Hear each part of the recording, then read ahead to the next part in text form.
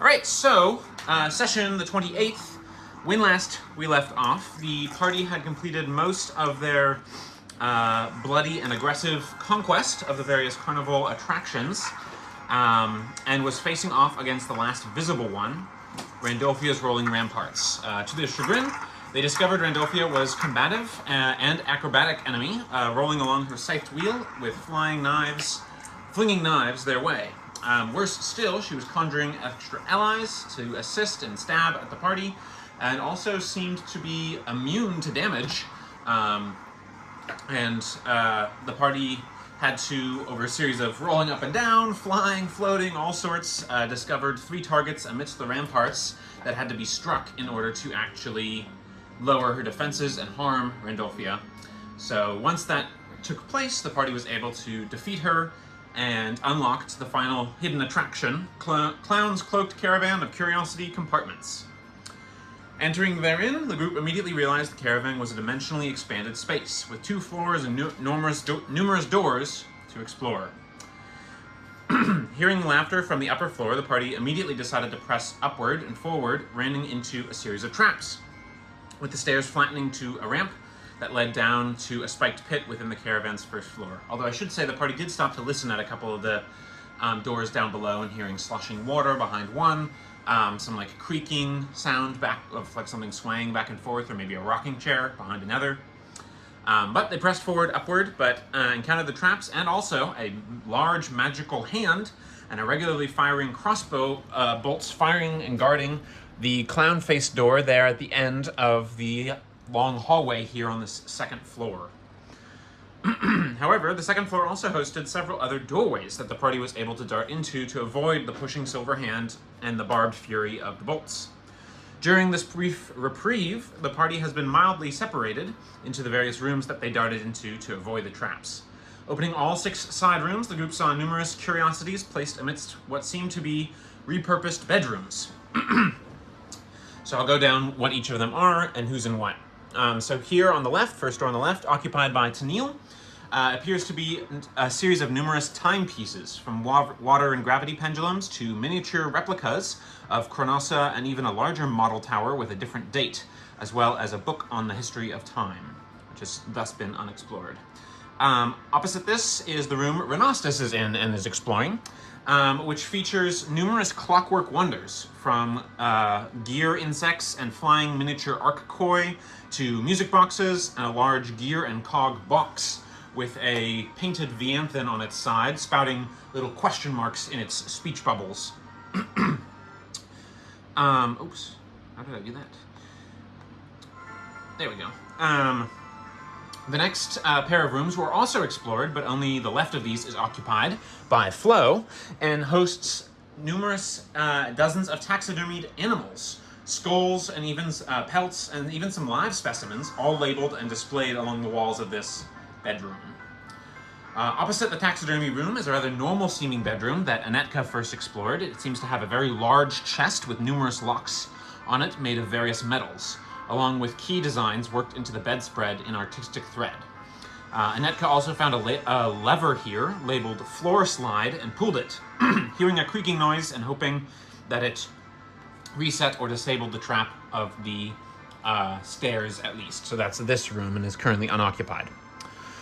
Anetka then went across to the last room on the left before the clown door, and here she found a bizarre mixture of forge, silvered weaponry, and a garden with strange sheaths made of wood and worked into huge tomes, as well as a series of specialized plants in various potting soils, a staff standing directly up in the potting soil as well, and ceremonial-looking swords beside some cubbies with some books. So kind of a weird mixture of those two things there. Finally, Slate visited the last room on the right and found that it featured numerous cartography displays, including a detailed map of Lumoria, which I will be getting you guys a proper full-scale print. It's had some hiccups with that, but that'll come up properly. I'll get that tomorrow, so we should have it next week. As well as maps of foreign lands and shelves featuring trinkets from these far-off places. Additionally, a good portion of the bedroom's walls are painted with depictions of the smiling gentleman in various scenes of action, pulling tricks and trophies from within his sleeves and cloak. So now we return with the players ready to further explore these spaces and find a way to disable the traps of the clown door so the party can hopefully put an end to the carnival's master once and for all, or at least find a way to free Amelia Van Hild and the laughing victims that the carnival has brought. So with that, what is everyone doing? Being able to come in with the Lorebright stone, I was going to take some Lorebright in my clock room, timekeeping room, and then just kind of make my way into each room because it sounds like there's interesting stuff in all of them. Awesome.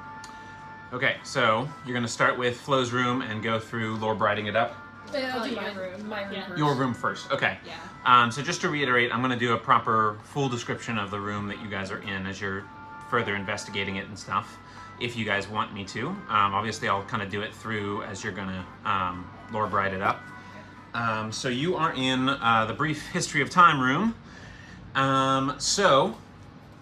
Yeah, like I said, mentioned before, you've got like gravity pendulums, that candles with stuttering powder in them, water pendulums, a pair of representations of what like Chronosa with real orbs, as well as a broken and ruined, even more magnificent and comparatively larger clock tower made of strange stone. The second tower is set on a different year, which you notice. You also notice some of the other timelines, some of the other timepieces use a different date method. What looks like AGM, and it's in like you're in the 4000s range for that. We use AC or BC, after Chronosa or before Chronosa. Okay. So. Well, I would definitely get the broken clock tower that displays the wrong year in AC. Okay. And then you said there was a book as well? There is, yes. So does it look like a normal book, or does it look like it's a fancy magical book? I'm not sure how to describe it other than like, is it like a book you buy at the bookstore, or is it a rare book that you find change in a library? It looks old, I will say that. Okay. But it actually looks like a copy of a book you have seen before but did not purchase. So you read the spine, and it says "The Turning of Time" by Eusebius Stonefingers. It's an old-looking book, kind of leather-bound, kind of classic, old, almost like, and it's thick. It's like the size of 2 dictionaries. Okay. Well, I would say Lorebright on the broken tower. Okay. Yeah, you do get a gossamer thread. I would also go for one of the devices that's displaying the different timekeeping. Yeah, so there's a good number of them. Let's see. There's one that looks like it's got a lot of like runic writing around it, in some description, and seems to be making an almost resonant grinding noise. It's like several orbs. Imagine like a turntable where you can turn multiple discs, but they're orbs within each other. So it's like a series of concentric orbs, and they all seem to be twitching slightly at different resonances as they sort of move around a little bit, and that seems to be somehow measuring the time. But you see a number written in sort of like a runic style at the center, and that reads 4324 AGM. You also see what look like a pendulum that is swinging downward, and then as it's swinging downward, it sort of makes like a zzz as it like reaches the peak bottom of its arc. You also see some more classic, like old school clockwork clocks and stuff like that. But those ones, the clockwork clocks, mostly have the Chronosan timescale calendar. There's also a Chronosa calendar hung up on the wall. So. How big is the runic writing time device? It's about the size of a large melon. Oh, jeez. Okay. It's kind of big. Okay. A Lorebright on that guy. Okay. And then also on the pendulum that makes the buzzing noise.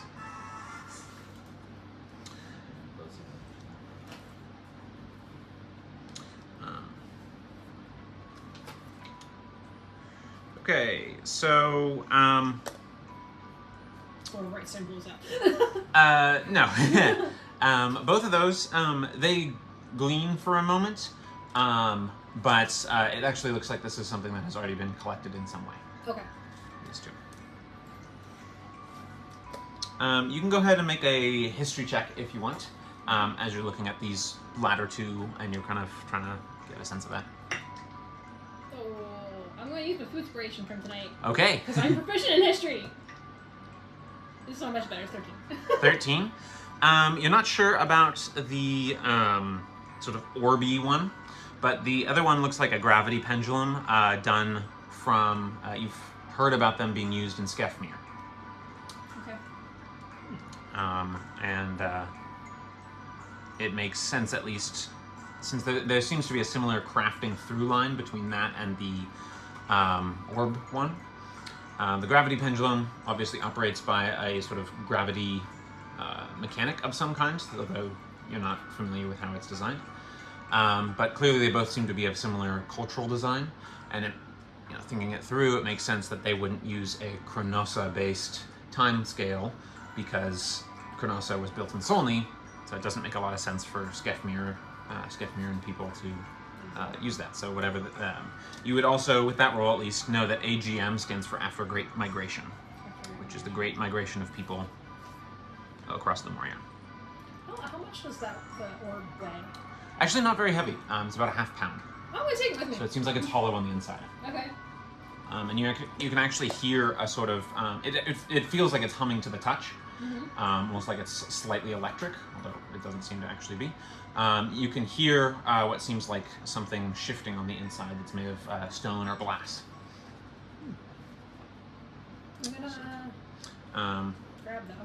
Yeah, add Fisher clock to your inventory. Okay. As in Fisher, not Fisher. Yeah, a fissure, as in like a. Okay. Fissure. Yeah, not like fish, like. I gotcha. It's a really big lure.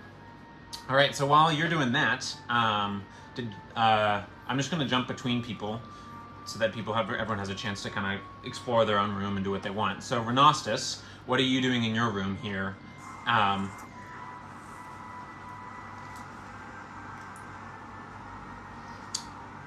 Your room, by the way, is the one that seems to be covered in a bunch of clockwork wonders, wind-up toys and materials, truly ingenious, different designs of fine craftsmanship on a small scale.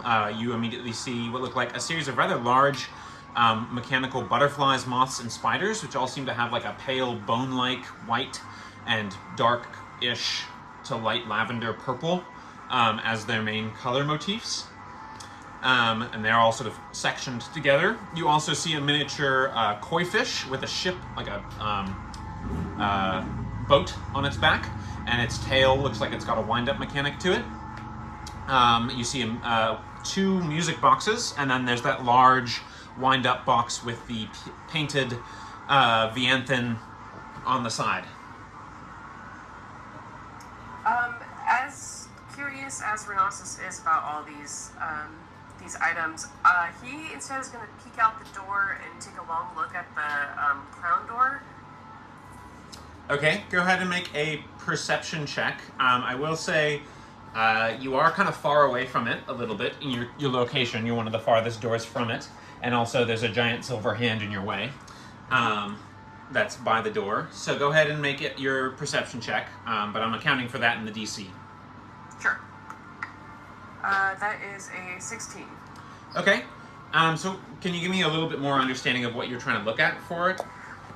Yeah, well, we had that silver hand coming after us, so we were in imminent danger, and I think that instead of investigating all these trinkets in the room, Renosis would probably want to make sure that we are out of said imminent danger. So I'm looking for Got it. maybe understanding what's triggering the threat, or if I feel like I can reasonably look around in this room without getting attacked. Got it. Yeah, so you're noticing that the hand is staying there. It's sort of in like a stop gesture, floating. It's large. It's like 8 feet. So it's a big hand. But it doesn't seem to be like floating down the hall and trying to like bash or it's not like lying in wait behind the doors of Anetka and Slate, who are closest to it. When you do peek out, you do hear some like click, click, click noises, like the crossbow bolts made before they were getting ready to be fired. But you're not noticing any creatures immediately pouring forth from the door. You're not seeing any kind of immediate things. The active defenses appear to be still active, but otherwise don't appear to be pursuant on you guys. Okay, and when I peeked out the silver hand, did it make any gesture of like movement or? It kind of snapped to attention, as much as a hand can do such a thing, and move like tilted toward your direction, but it did not move. I'm assuming you like peeked and didn't leave your heads hanging out. You like peeked, looked, and then ducked back in. So with that, that's what I would say it would do. Rhinoxus will call down the hall. Is everybody okay? I'm good. I kind of want to attack it. Here, says Anetka. Tennille's looking at his clock. That's about it. That's the only answer. Anetka also says, Grandpa, there's a garden in here. Well, should I pop down the hall and come look? It seems silly to be looking at stuff after we just got attacked. Yeah, so I'd say you're not in initiative order at the moment with the trap sequence. Part of the thing you guys did was like duck into the halls, but you guys can decide if you want to regroup together and take it room by room, or if you want to keep exploring on your own, or if you want to try and fight the hand. You guys had noticed that the hand was pretty tough to breach its armor, and it seemed pretty beefy, and you guys were getting shot with the bolts. But if you guys want to try some other kind of method, then that's also open to you. Is there a really big animal in here that I feel like I could hide behind? Yeah, there are some big animals in there. Is there a big animal that I feel like I could actually move? That would be the harder part, Okay. particularly given your strength score. The sort of long-furred ape that you see, the long-haired ape with sort of a blue-green shifting fur. It's kind of in a hunched gorilla-like pattern in your room. It's labeled as a chameleon ape from the Slumberleaf Forest. It's large. It's not quite a gorilla's size, but it's probably about the size, it's like 5.5 feet, something like that. Uh-huh. So you could at least try and hide behind that. Seeing that it didn't react to the little The rain dancer, rain yes. dancer I put out there, can I attempt to move the gorilla just to see if I'm strong enough? It's fixed to the wall, so you can attempt to try and unfix it from the wall, but so you can try to do that if you'd like. Remember the broom situation? I know. Got flashbacks. Like, is it hanging in the air? No, but it's like secured to the wall, like you would secure a cabinet, like the glass cabinet over here. Oh. Which isn't secured, by the way. I'm gonna poke. Can I poke the ape and make sure it actually is dead? Yeah, you poke it, it does not appear to react. Okay. Cool. But what if it's a ghost? I do want to try to move it, so I'm gonna try and Okay. take it away from the wall. Go ahead and make a strength check.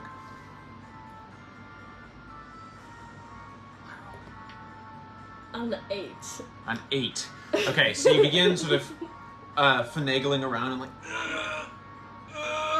and this thing, not only does it appear like it is rather dense with a lot of musculature, and its like skeletal bone structure seems rather bulky. You know, it's like, imagine like a 5 foot tall, 5.5 foot tall chimpanzee. It's a pretty bulky chassis that it's built on, basically, and that between that and the what look like iron hooks, that they're kind of like the zip tie fasteners. They go around its arms like that. So you'd have to find a way to like unbolt those. You're not gonna get away with this with main strength at all. Slate would have a difficult time, you imagine, and you feel like you don't have a lot of good chance in doing this. Tennille! Yeah, sure, I'll be right there. What's Slate doing? You can hear from him. I'm gonna look for traps. You can look for traps. Okay, go ahead and make a investigation check. and you are in the maps room. Good. One page. Investigation. 21. Okay, behind a very large and very detailed map of Lumoria that has some spots with white X's marked on it, you find a lever. You don't find a door, but you do find a lever. Interesting.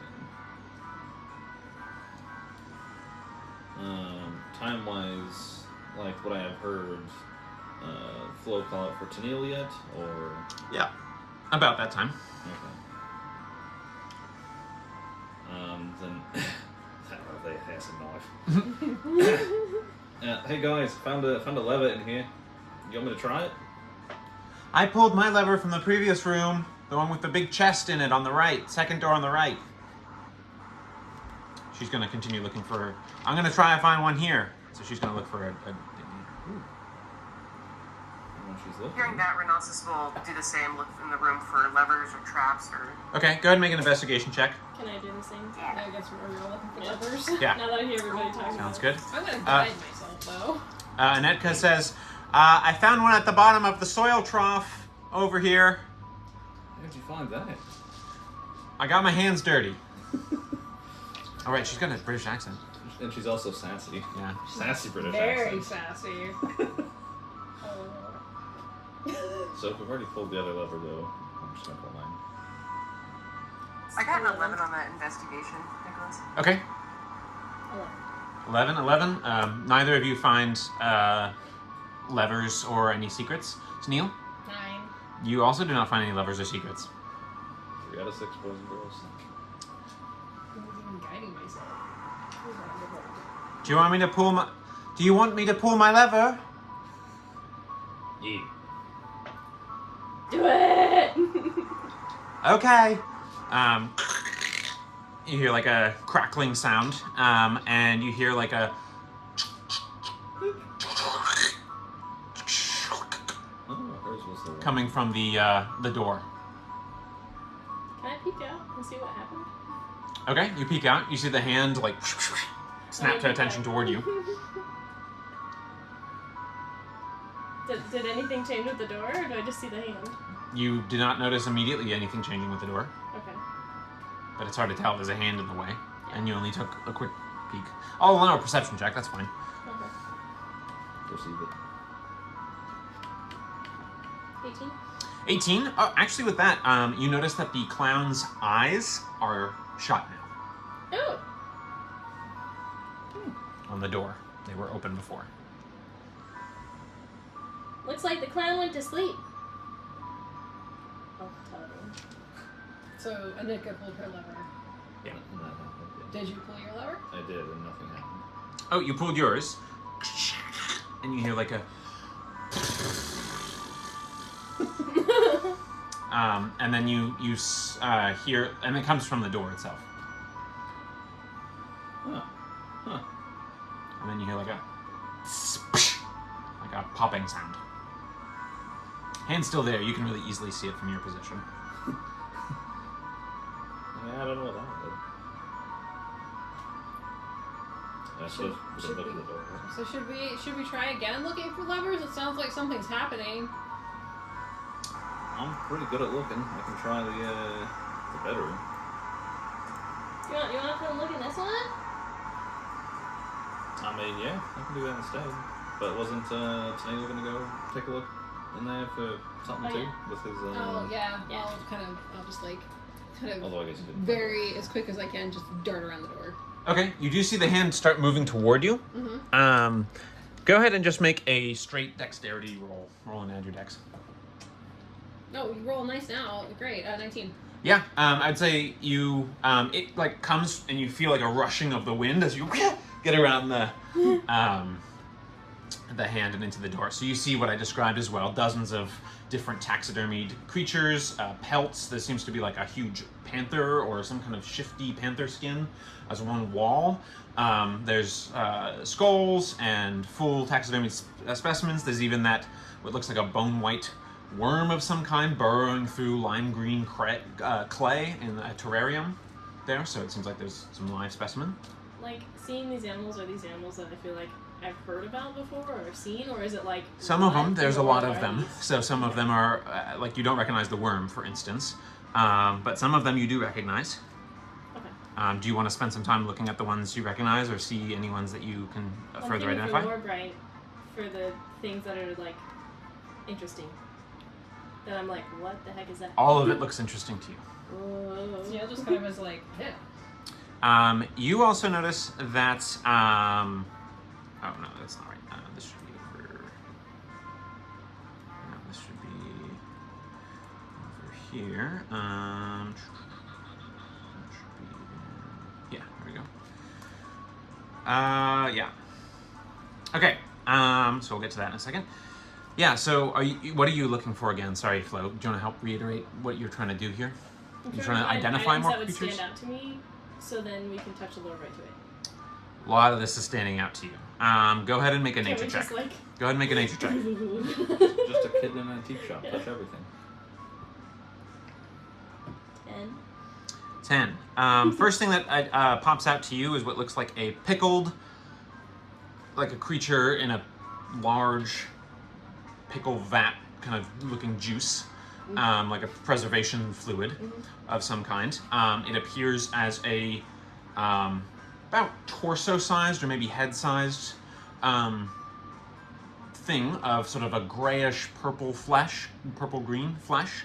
And it has a single large eye in the center and 4 little eye stalks, all of which are like filmy and dead-looking. Is this like a little beholder? Pretty much, it looks like a miniature beholder. What are those called again? The plaque, there we go, says Gazer, There we go. pet and familiar to Marzulan Sundere in his early days as a prism before he became Violet High Color. So that's the first thing that stands out to you. To Neil, first thing that stands out to you is that there is a carved petrified stump with numerous animal faces and shapes built into it. Oh. And a broken iron lantern that is next to it. That's what's first standing out to you. But like I said, if we want to go through thoroughly, I can just list off these. They're labeled, so you'll be able to understand at least most of these unless they're specifically unlabeled. So I can take some time to do that if you want.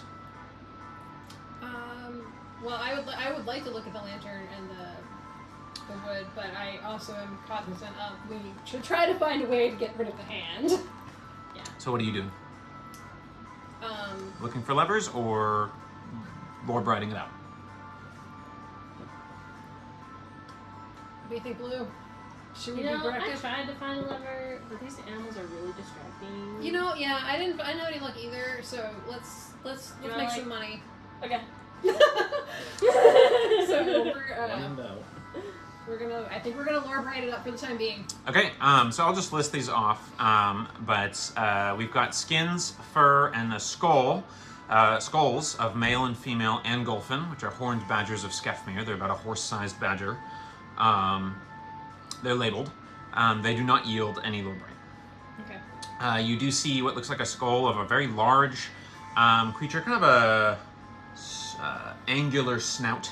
It looks vaguely familiar when you read the plaque. This is an eastern vertebrac, so the ground sloths that you saw before, with the sort of algae back effect on their back fur. It also does not yield any particular lore bright information. You see several little rain dancers from Central Sanctus. Again, those are pretty common. Don't yield anything there. The first thing that does yield some is a spiny orange tortoise shell. It's quite large. This one is about 3 feet across. It is labeled as a Gortora shell from Lake Latona. You do get some off of the chameleon ape. From the Slumberleaf Forest.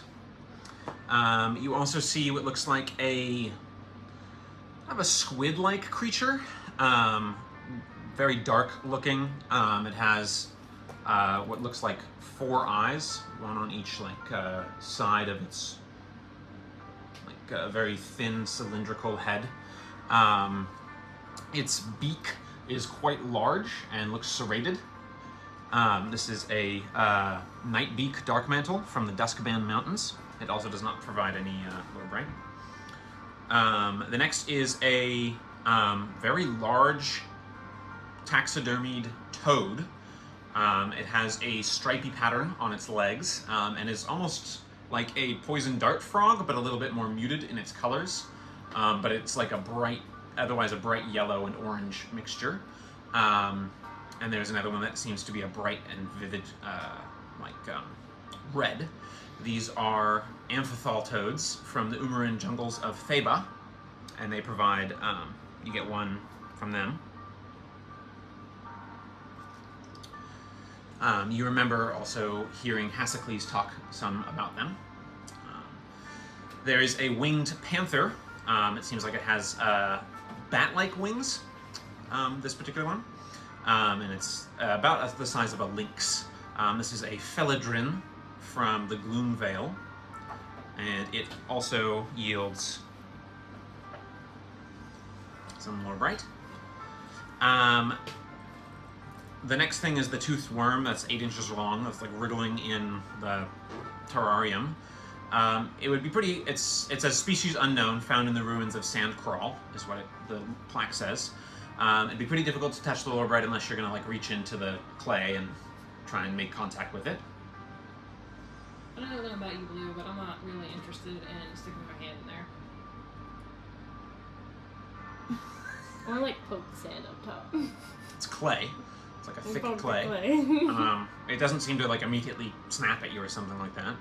Your finger makes a depression in the clay. The clay seems kind of cool to the touch. Can I? I mean, I could potentially use my mage hand to move the clay around so we don't have to actually touch it. Yeah. We can come back to this one if you want. Okay. There is a 3-headed fish with tentacles instead of a tail fin. This is a Neteran.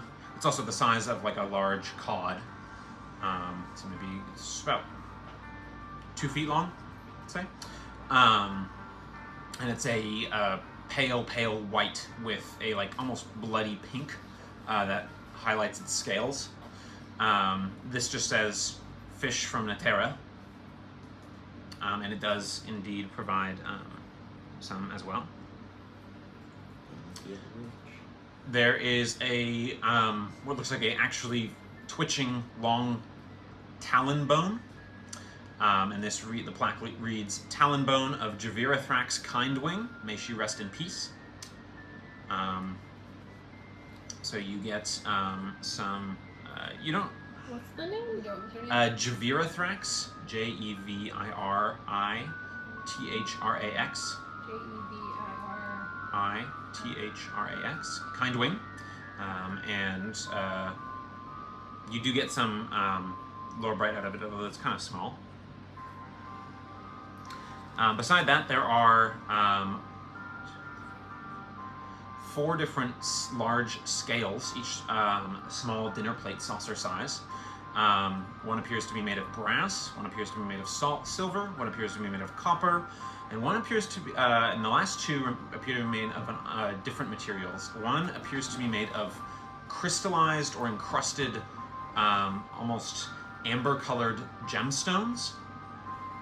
And the other one appears to be made of shadow made solid.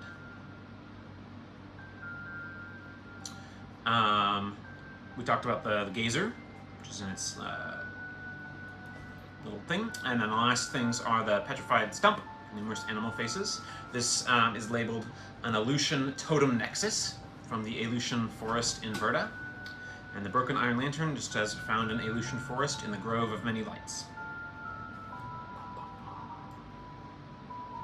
How big is the stump? The stump? It's about 4 feet across. Jeez, okay. What was the lantern's label again, sorry? Found in the Aleutian forest in the grove of many lights. Thank you. So while you guys are doing all that, and checking all that stuff. Renostis, now that you feel like at least the coast is semi-clear, what did you want to do in your room? Anything further? Do you want to make another stab at searching or look at any of the items? I'll take my glasses off and like maybe clean them with my shirt and put them back on and take another look for any levers or. Great, go for it. Investigation check, please. Ooh, that's good. That is a 20. Quick maths. 25. Yeah, that's excellent. You actually find a secret door. Oh. Oh boy. It is built into the wall behind the stand-up bed here. So it is right here, and looks, as far as you can tell, it doesn't look to have like any active like padlock on it or anything like that. But that is what you see. It looks like it's made of wood, like the rest of the doors here.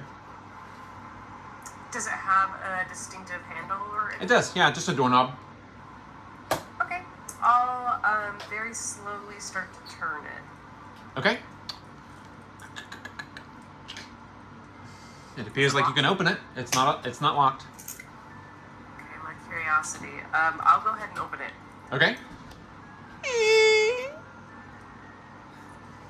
Get my things. And I'll call out. I found some sort of a door here. Alrighty. Secret door, secret door, secret door. We're gonna borrow from downstairs. Let's go this little sectioned area here. Okay. Let me make sure I've got the right area. Which one's that? This is that one, which is number... Yeah, all right. So, quite a long room as you peer through. Long room that narrows at one end. You see a pedestal that holds a great and colorful spinning wheel with dozens of colorful slots for its arrow to land upon. So here's what it looks like. I'm showing the camera so you can see. So it's right here at the sort of edge of this room.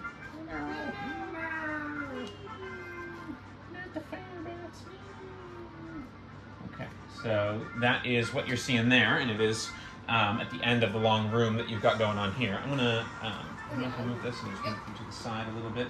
So you're kind of coming in from here and then seeing the long part of the room. You're also noticing that the room is definitely not unoccupied. Oh no. Don't like that. Good thing you called out that you went in.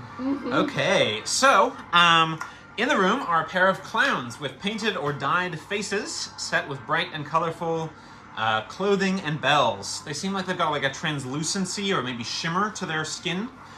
You see garish rugs and brightly painted chairs and tables set as furnishings for the room.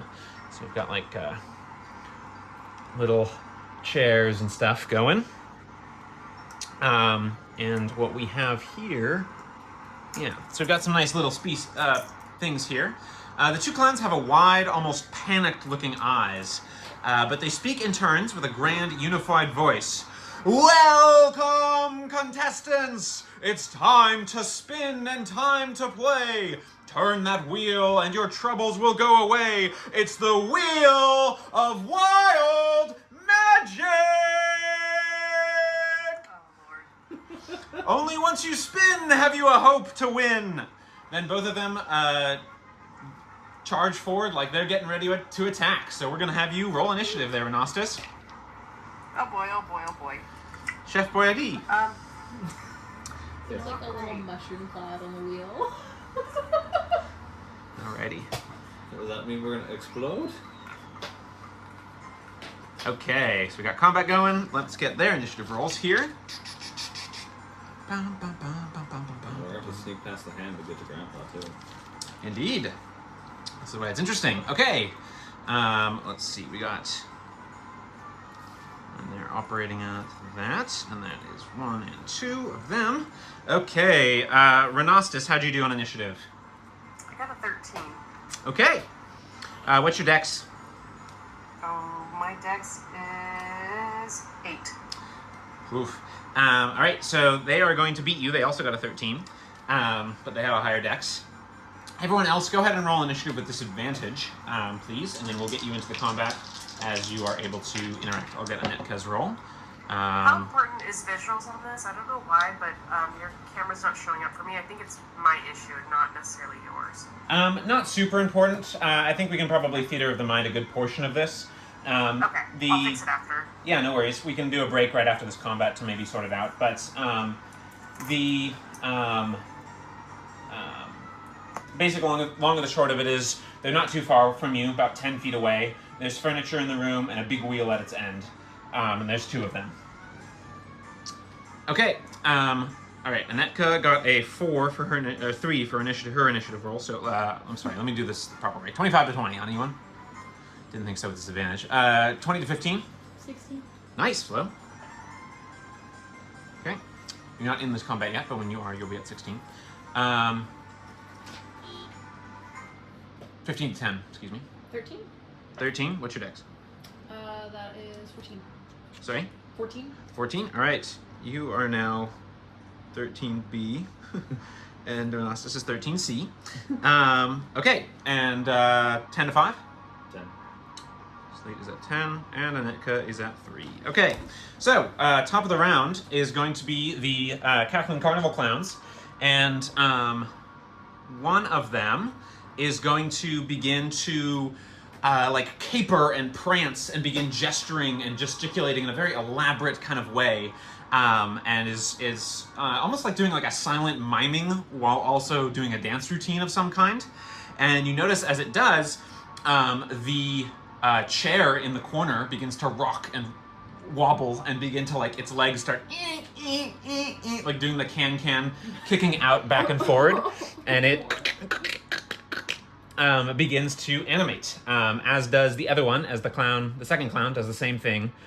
So the 2 pieces of furniture are closing the distance on you, Renostis, as they're being animated to attack you, basically. And both of them are making slam attacks against you. First one is going to be a... I need to get the numbers right. Is going to be a +6. First one's going to miss with an 8 to hit. I assume that misses. And the second one is going to be a 13 to hit. That also misses. All right, so with your, I think you have mage armor up at this stage. So thankfully, your mage armor, however that manifests in your case, perhaps just a like a faint glow of perfume or something that you've put on yourself, some mage cologna. That old man smell keeps people away. That prevents the limbs don't find their purchase, and they're sort of you're seeing them sort of bob and weave like furniture from Beauty and the Beast kind of situation. So that's what they're doing, and then it is your turn, and then we'll get everyone else in the combat involved after that. Can I step back and close the door? Yeah, you definitely can. You'll provoke attacks of opportunity, but you can definitely do that. Yeah, I'll go ahead and do that. Okay, so we'll do the 2 attacks of opportunity first. So first one is going to be a 13 again, is going to miss. And the next one is a 10. So I am not rolling hot, and you successfully back up, dodge the 2 things, and shut the door. I'm gonna keep my hands on it and hold it shut, and I will use my voice action to say, "Oh, we got some trouble here." Let's do this. And let's see. I'll have my, as a bonus action, I don't know if I can do that. I wanted to prepare an action to have my bee do a ranged attack should anything come through the door. Is that... You can't command your bee to do a reaction. Gotcha. It's not really a feasible option, and you're also kind of using your reaction to hold the door shut. Okay. Then that is what I would say. Okay, so then we'll kind of go into proper combat initiative order. So from there, we'll do sort of a top of the round anew. So Flo, you are up. You have heard Renostis shout, "This situation is up." Tennille's going to be on deck. You've heard, we got a situation, and then you heard the of the shutting of the door, and you heard the guy go like, wheel of wild magic, Yeah. So you know where it's coming from. You heard what's happening. So what are you doing? I'm gonna dart in there Okay. quickly, because I'm gonna try and dodge that hand. Okay. So maybe dash is my bonus action. 2, 3, 4. You don't to get in the room. You don't need a Don't dash. need it. Okay. Okay, so you're able to get in the room. You do see that the hand begins to whoosh, like turn to attention, but it had situated itself over yonder by Okay. its door that it was guarding. So you just go into the room and you see a shut door with Renostus and his 7-foot furbolg bulk pressed up against it, trying to hold it shut. I'm gonna try and grab one of my scimitars and like wedge it between the door and the frame to try and hold it shut. Okay. Sounds good. While like standing there like glancing next to him like, how you doing? Go ahead and make a roll and add your dex. Nicholas is feeling generous. 22. Wow, okay, so you feel like you really wedge it in there. Okay. However, you hear some weird sound coming from the other side. You also need to make a dexterity saving throw. Dex. Both of us are just. Sorry, us? just flow. Dirty 20. Gotcha. Dirty 20. Okay, you hear like a sound coming from the other side. Someone doesn't sound like they're feeling too good. You made a dex throw for that noise? That's Yep. horrifying. All right, so that's it for your turn. You're up against the wall as well. Yeah. 2 of you, like this, and you got your sword wedged. Yeah. In the thing. Okay. That's it for Flo's turn. So Tennille, you're up with Renostus. Oh, sorry, the clowns are up again because we're back to top of initiative order. Tennille's next with Renostus on deck. Okay. So you then hear another sort of series of shuffling sounds, and you hear like a and something grabs and a surge of electricity surges through your sword. Oh no. So you need to go ahead and I get to make an attack roll against you. I'm going to have advantage because you're using a metal. I'll just say it's a straight roll because it's through a door. So that is going to be a 14 to hit you, Flo. Oh. Against your armor class? It's 15 if I'm dual wielding. Okay.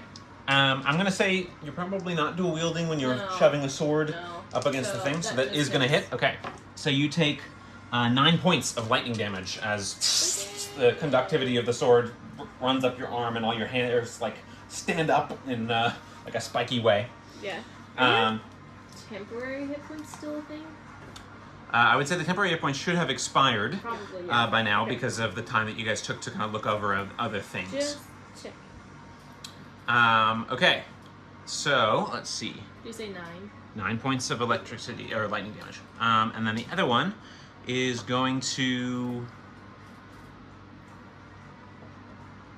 Oh man, that's unfortunate.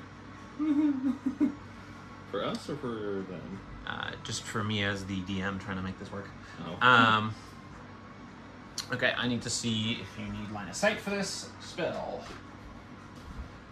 Have some casting that they can get up to.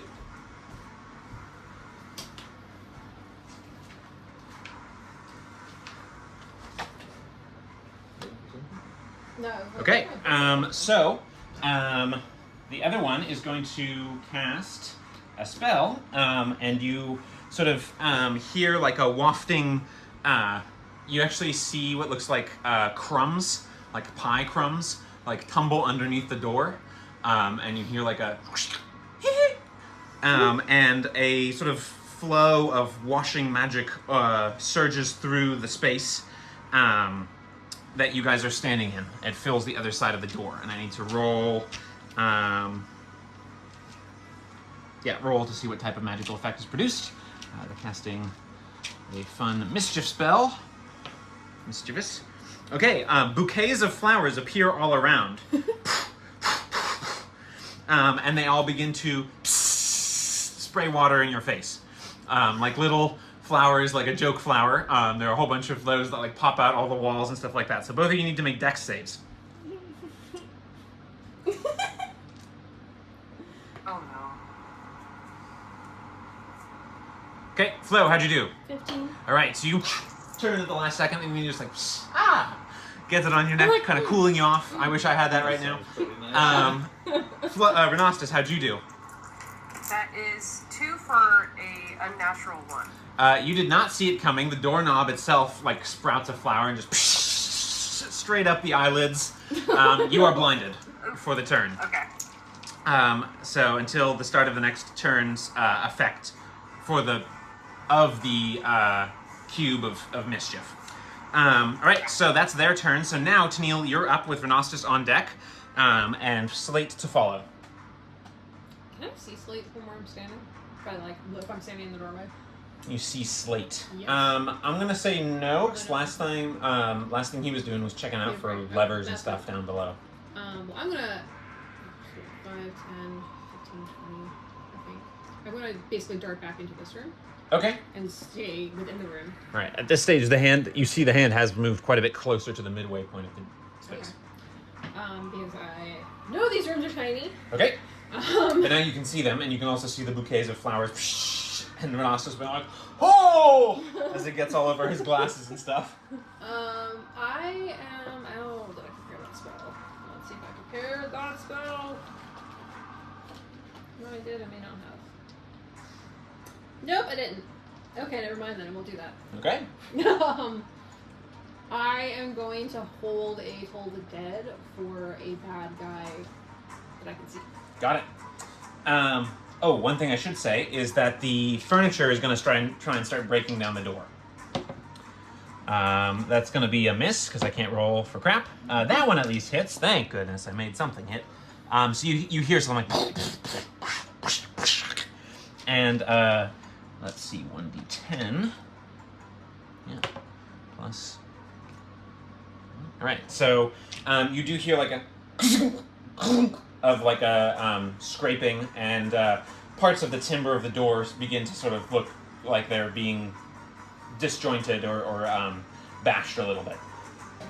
But then Tennille takes his turn, does what he's doing. He's readying an action, so that's good for him, and he'll be ready for that. So Slate, you are up now with Anetka on deck. Is the hand at that location? It is, yes. Well, that's awkward. It seems to be palm facing like me, so this direction.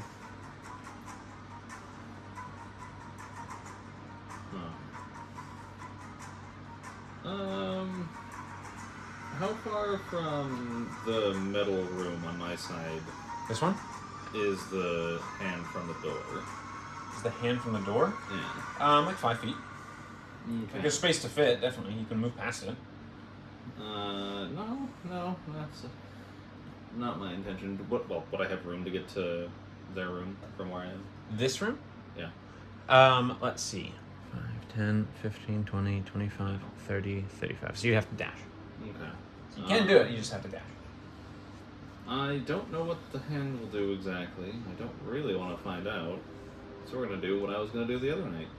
I'm going to leave the room, head Okay. into the middle one, just quickly dive in there. Okay. And then I'm going to get my halberd out and attack it. Okay. Go ahead and make your attack roll. You're attacking the hand, I'm assuming. Yes. For that is going to be... What are my stats? The hand's like officially in this combat now. 24. 24 hits. Go ahead and roll damage. This is a halberd. 1d10. Is that a d10? Yeah. Yep. Thank you. 1d10 slashing. That's going to be 8 points of damage. 8 points of damage. So you... And you can see, like, it looks like a big white glove, some silvery white glove, and you do see, like, like you've kind of ripped into the glove. Oh, okay. So you definitely have hurt it in some way.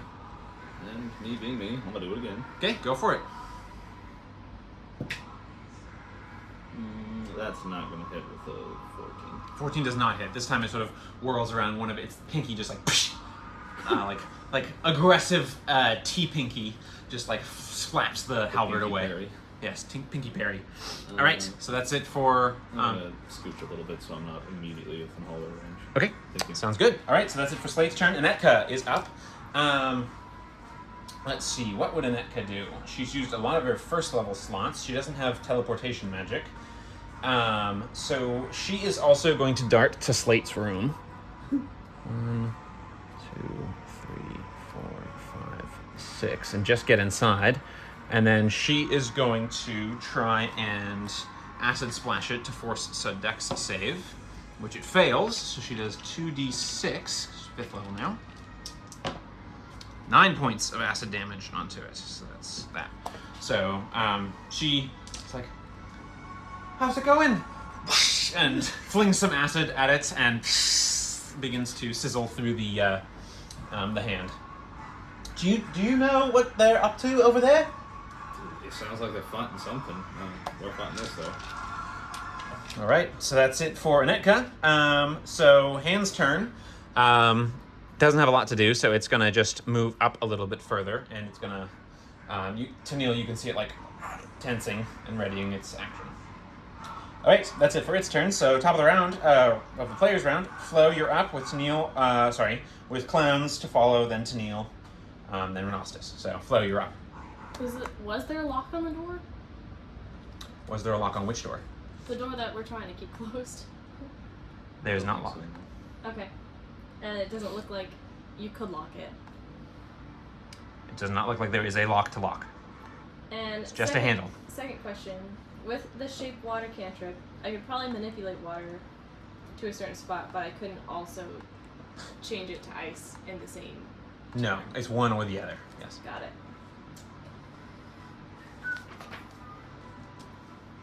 I'm gonna wedge my other scimitar in the door and try and keep it shut. Okay. Before you do that, I should mention, you can tell that the furniture is not trying to open the door. It's trying to just crush the door. Just break it destroy down. the timber in the center of the door. So you get the sense that your swords, while they might help against the clowns, although they seem to be able to zap you with lightning through the door, if you're holding them, you get the sense that the furniture is not, you don't know it's furniture, but whatever's trying to bash down the door is trying to destroy the door. So wedging the door shut might not help you that much. So do you want to maybe do something different? I'm gonna maybe do my voice action, say, Ren, maybe we should step back, and I'm gonna grab grab my scimitar out. Okay. And then have my short sword ready in the other hand, ready to attack whatever comes through the door, but maybe take like a step back. Okay, so you're stepping back and readying an attack action. Yeah. Got it. It's just one swipe, just so you know. Okay. So that's it for Flo's turn. Tennille, you're up. Unfortunately, there was nothing that really came within. The clowns go next. The clowns go next. Yes, thank you. And the furniture after that. All right. So the clowns. One of them is still concentrating on the thing there. Let's see. What is he gonna do? He's concentrating on that. The other one. That does not do that. So that's gonna do that. So. Could I have done an action? Yeah, instead of holding your action, you could do an action. Can I freeze the water on the floor that maybe like is scooted under? Yeah, you can freeze the water on the floor. It'll Not turn the it into stuff difficult under terrain. us, but like. There's not a lot of water under the door itself that you can Really? see. It's sprayed Never mind. inward from the I'll room. keep what I had before. I Okay. apologize. No, that's okay. So that guy, both of them are gonna just. You don't notice them do anything particularly different, except that the effect of the thing changes. Possibly. Let me re-roll. I don't know why I put that away. Where did it even go? Who knows? I'll just pull some out. Okay, so we'll change that to. Ooh, we did change. All right, the flowers disappear. Go ahead and all of you go ahead and make you two in the room there, Flo and Renostis, make wisdom saving throws, please. Flo, how'd you do? Fail. Okay, that's a fail. Renostis? 6. Also a fail. Both of you are like.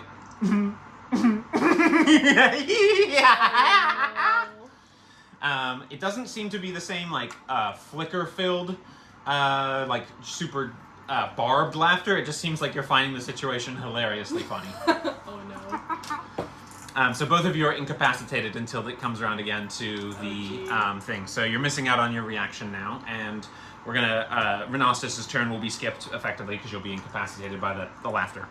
All right, so that puts Tennille up now. And you see them go like. Oh boy! All right. The hand is right in front of me, though. It's within 5 feet of the entrance if you move past the door, yeah. And it seems like poised. I'm gonna take a slash at it with my rapier. Okay, you're slashing at the hand. Got it. Yeah, I'm gonna move up, take a slash at it. Okay, it's going to use its reaction to try and push you. Oh boy. Okay. Caravan. Well, I didn't hit it, so What'd you get? I got a 7. No, unfortunately not. You swipe, but it's just sort of like... you got a 22 to hit you. Yeah, that hits. Okay, so you're gonna get like clipped up against the door, like, and you're out in the hallway. You don't take any damage, but you are like prone in the hallway. Okay. So you like popped, as you like popped out to swipe, it basically just like clipped and twisted you into the hallway, like, ah! Okay. And the stairs are behind me. Yeah, stairs are here. And we threw one of the levers and that flattened it out. That's what it was. The first one. You haven't actually checked the stairs or anything since We pulled any it of the out. levers. Everyone was pulling levers like crazy. One of them, the only one that was actually labeled, was the one that Netka pulled first last session, which was the one that said stairs, stair slide. And she pulled that and did hear like noise. So the implications. Implications there. Okay. But Tennille's currently face down on the floor, so he can't really have a look at the... well, you used your action. You still have your movement, so you can do half movement to stand up. Yeah. So you can stand up. And you can indeed see that the stairs are now stairs and not a slide. So, Okay. There's stairs here. And I still have 15 feet of movement. Yep. Can I try to get back in the room? In yours? Yeah. Yeah. Okay. Alright. And then I'm Sneak done. back in. Alright, that'll be it for my turn. Okay. Renastus is giggling uncontrollably and is busy doing that for his turn. So that leaves Slate with a net on deck. Okay. Does the room I'm in currently feel like it was around the same size as the room I had left? Yes, all of them seem and visually appear to be similar in size. Also, I should point out, I skipped them again. The door is taking some, like, you can see the, like, a wooden chair, like, pierces through the door and, like, cracks open a good portion of it. And it seems like, and the door looks like it's on its last timber. Tragic. All right, but go ahead, Slate, Okay. sorry. So the reason I was asking is, oh boy, would I feel like there's room for 3 people in one room, like to maneuver? It depends on how they maneuver. You know that the room is 10 feet wide, which is 2 people abreast. Okay. And was there any way I would be able to not block the like line of sight of them in the room? If you stood to the side, possibly. Like if you stand shoulders in parallel with the wall, you would not block. But if you're standing like squared away against the door, you would at least block a good 5 feet of the vision, so you could cut it in half. Okay. Does that make sense? Yeah. So I don't want to stop Tennille from Tennilling. Yeah. So That is what he does, Tennilling. I'm just gonna do the same thing as last round. All right, so you're gonna engage with the hand from afar. I'm gonna sneaky helper. Attack it. You're better than me. I did. That will be 15, 16. Okay, so that'll be 23. 23 hits. Go and roll damage. Make sure you're getting your counters. Yes. That will be 11 points of damage. 11 points of damage, and Anetka is seeing some brightening to the markings on tattoos, Slate's tattoos, and they're climbing up his skin. Second one? Second one, 24. Nice! Good rolls. Woo. Make your attack roll, damage roll. Ooh, that'll be 14 points. 14 points of damage. You can definitely notice that the hand is looking like it's, like the back part of the glove is really shredding and looks damaged. So you're cutting through it. Did you want to back up again, or are you okay where you are in the hall? I was gonna move to the room right across from me. Okay, so this is the menagerie room. Yes. Good night. Okay. You're also noticing you're not seeing or noticing any sign as you guys are darting back and forth between the rooms. So you're like crisscrossing back and forth. There's no crossbow bolts being fired at you guys. Cool. That's nice. So, all right, Anetka, seeing you slash the hand and make some progress there, is going to step out into the space and go ahead and do another acid splash, which it again fails. Does not have a high dexterity, so this is a good attack to use against it. That's going to be another 8 points, which is exactly enough to kill it. So the acid eats away, and with a little like, it just disappears. Guys, I got the hand. You're welcome. All right, that's it for Anetka. Top of the round would have been the hand, but it's dead, or destroyed, I should say. So, Flo, you are up. I'm still laughing. Actually, yes, you are. This would be. It's until it comes back around to the thing's turn. Okay. To change. So. And I'm just stuck right there. Incapacitated until the start of their next turn, and you have to use all your movement to move in a random direction. We'll just say you're like bouncing and bumping against the furniture and the walls. One of the you bump against the clockwork koi, and it tumbles off the table. So and you, so Those things are fragile. yeah, you see like a little gear flutter onto the floor. I wanted the clockwork butterfly. No. So that's what's happening over there. So that's it for your turn. Clown's turn. Start of their turn. They're going to keep concentrating on the effect here to see what happens. Number 1. This is different. The smell of apple pie fills the air. You guys have to make wisdom saving throws, both of you, again. Oh my gosh. You're no longer laughing, and now you're just like, apple pie. This is gonna be a lot of just strange, like, mental headspace to be in. Pretty much. Renossus, how'd you do? 16. 16's a pass. You've smelled better pie, and you're not a stranger to making some culinary dishes yourself. And you're like, I could just go for a cup of tea. So you resist. You're fine. Okay. Flo got a hot 5, and she's like, pie. I want pie. So you are charmed, which means you can't treat them as enemies. That kind of stuff. So that's that situation. Now they get to have their turn. And they are going to go ahead, and you see one of them attack the door. And it looks like, nice. So they, like a sword slash through the last of the door, and it comes apart. And on the other side of the door, you see 2 animated pieces of furniture. You see one guy standing backward, or back, and kind of doing that. One of the pieces of furniture moved out of the way at his command. So you got one guy up front who slashed through the door, and the other guy who looks like he's doing some sort of thing. But then he's going to use his action to cast a cantrip, which is going to be Vicious Mockery. He's going to do that on Renostus. So go ahead and make a Wisdom saving throw. And I don't know that I have a good snappy line off the top of my head, but he's just going to make fun of Renostus's glasses. Say, "Ha! 4 eyes." Well, I got a 13. All right, 13's a fail. So you are going to take 4 points of psychic damage. And you are also going to have a subtraction on your next, minus d4 on your next attack roll. It's just disadvantage. It's just an advantage on your next attack roll. Thank you. So I'm going to put a magic effect on you. God knows I have. Sorry, I didn't catch that. I've got disadvantage on what? Next attack roll. Okay. All right, so that's it for their turns. Tennille, you had used your action, so you don't have your held action anymore. And we've still got the furniture to go before you get to take a turn. So furniture is moving through the door's space into this area. Unfortunately, Flo, you are charmed, so your held action kind of got wasted at that time. But the the chair is going to karate kick Renostus for a 13 to hit.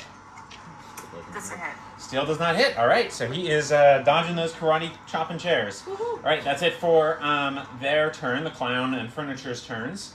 And this is the other chair. I'm just going to take away the non-animated chair, so it doesn't really matter. So that's that. So now it is Tennille's turn. And afterward, it will be Renossus. Well, seeing that the hand is gone, I'm going to move up this way. You're also noticing the lack of crossbow bolts piercing your body. Here's much. Can I see this guy? Here? Or is Renossus in my way? Renossus is taller than him. Okay, So I would say he's probably out of... I would say it's with... You can see that there is a blur of riotous color on the other side of that, motley colored stuff, kind of moving and ducking back and forth. So I'd say you're at disadvantage if you're trying to do like a targeted attack, like a ranged attack or whatever. Oh, well, it's more... So, if the chair is animated, does it now count as a creature? Still an object. It's an object, and let me see what the text actually says, because I just copied it. More brain things. I still don't have a brain. Well, it's because all of my spells require a creature. Yeah, it does not count as a creature. It still is referred to as an item, although it is a construct. Large or smaller construct. What are you trying to do? Well, I was gonna spiritual weapon, and either attack the chair. Spiritual weapon can definitely attack it. DM's rule, I'll just say that's definitely a thing. Well, my I would say you spiritual can't, like, hold the dead on it, but you could swipe at it with a physical weapon or a spiritual weapon. Well, it's gonna pop up next to the chair. Go for it. Attack roll. Swipey swipe. Swipey swipe all day, all night. Looks like a natural Uno. That's a natural one. Okay, so it just sort of, like, swoop, swoop, whoosh, and one of the lovely butterfly or moths just straight in half, and it sort of screws and gears and cogs go clattering to the floor. But unfortunately, no landing blow on that. All right, so that's your bonus action. Anything for action? Oh, it's an action to cast a spell, isn't it? No, it's a bonus action spell. Oh, that's right. It's fine. All good. That's ridiculous. Can I try to Toll the Dead this guy? Sure, I'll allow it. Okay, so he's gonna make a wisdom save. What's your EC? 15. That's probably gonna be a fail. Yeah, that's definitely a fail with a 10. Alright, so he's Well gonna done. take 10 necrotic damage. 10 points of necrotic damage. All right, so he's boom, and then you see him sort of like, nope, just fine. He took no damage. So, in a similar effect to Randolphia, you see that the damage does not seem to have lasted on him. I'm going to use my voice action to kind of yell back towards Slate. I don't think we can damage these guys. It's like the lady on the roller, the rolly thing. Didn't they say something about a wheel? Roll a wheel to win? Yeah, You weren't there for that, but you do hear them repeat it. We don't cheat, we don't steal. Once you're gonna win, spin the wheel. Given how loud you said it, Nicholas, I figured everyone heard it. You heard the Wheel of Wild Magic part, but they didn't say the other parts as quite as loudly. Ah, I see. But there you have the information there. Okay. All right, so that's that situation. So you just went. Renostus passed his test. So Renostus, you have your active turn. Your disadvantage on your next attack roll, and you've got a piece of angry furniture next to you and a clown right across from you. There's also a clown and an animated chair behind them. The farther away clown seems to be the guy who's like concentrating and gesticulating to create some sort of effect in the space that you're in. Okay. Was there a piece of furniture that's a bit further away? Sorry. Yes, there is. There's one right by him. That's a chair. And what are they made out of? This one is made of pure wood. The one next to you is like upholstery and a more like plush wooden chair, rather than like a harder stool, which the second one is. I will use Firebolt on the wooden one. Okay, go ahead and make an attack roll. I'm going to say you are at disadvantage though, because you have bad guys within 5 feet of you. And it should be disadvantage. Oh, it's because, disadvantage anyway, yeah, so. Okay. Well, dang, one of them's a nat 20. Okay, Aw. that would be 10 to hit. 10 does not hit, unfortunately. It Okay, sort of that's okay. does like a chair pirouette, and the fire splashes against the wall. And part of the wall looks like it's singed and beginning to catch a little bit of fire on the wall. That's not good. That's not good. Okay, can I use my bonus action to command the bee to go Absolutely. and spin the wheel? The bee is going to spin the wheel. Actually requires a sentient human to spin the wheel. They don't apply otherwise. Bees need not apply, unfortunately. But you can have it attack. Okay, I'll go ahead and do that. What would you like to attack? You've got 2 clowns and 2 pieces of furniture. I want him to go annoy the gesticulating clown. Okay, attack against the clown. Okay, let me get his character sheet. That is a 14 to hit. I'm rolling terribly. 14 does hit, but again, the Yay! stinger just passes straight through the, he brushes it off, no problem, like it's nothing.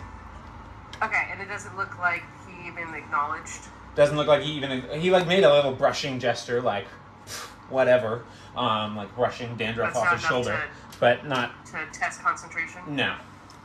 Okay. Good thought, though. Right idea if these guys could I- weren't total cheats. Yeah.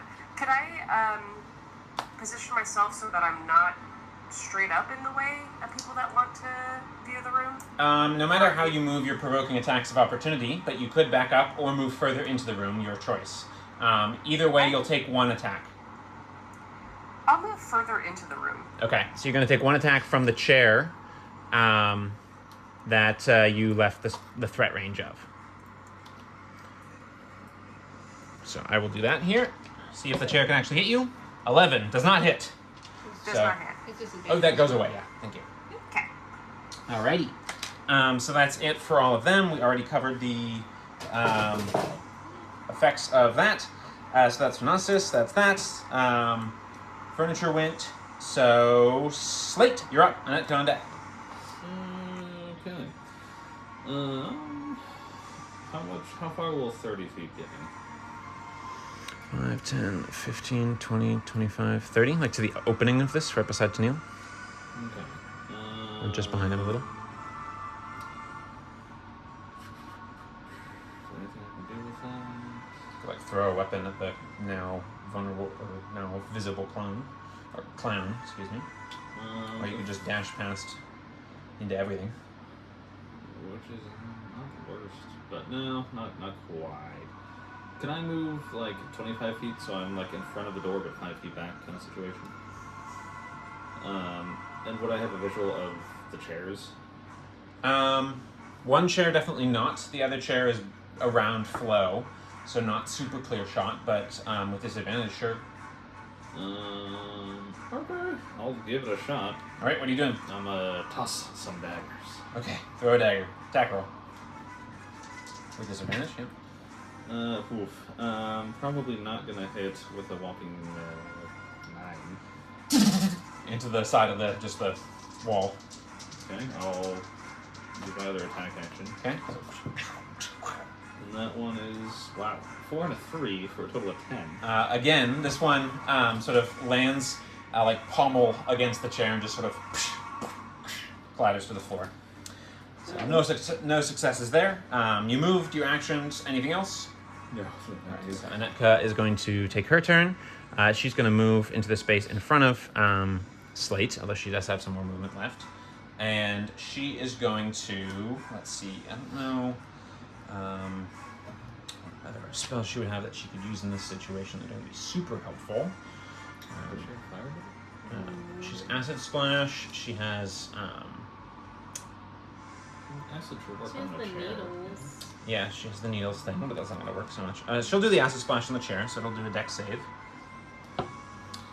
Which it fails, so 2d6 acid damage on the chair. So another 6 points of acid on the chair. Actually, the first damage that chair has taken. So That would be really impressive if the chair was dexterous. it's got a +2. You've seen it dancing. Yeah. So that is my dexterity. So the like big gouges in the upholstery begin to appear. This clearly does not have the same defense mechanism that the clans seem to have. I can hurt the chairs at least, you guys. All right, that's it for Anetka. Top of the round, Flo, you're up with Tennille on deck. Renasus to follow. Flo, you're still charmed, so you are friendly to the clowns and cannot harm them. So that is your limitation there. Can I be curious about the wheel? Or Yeah, is that definitely. affected? Did you want to go? Can I go over to the wheel?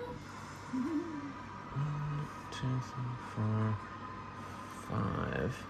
Yeah, I'd say you can. Can I try and spin the wheel? All right, go ahead and roll a d100 for me. Oh! baby. It's a wild magic wheel.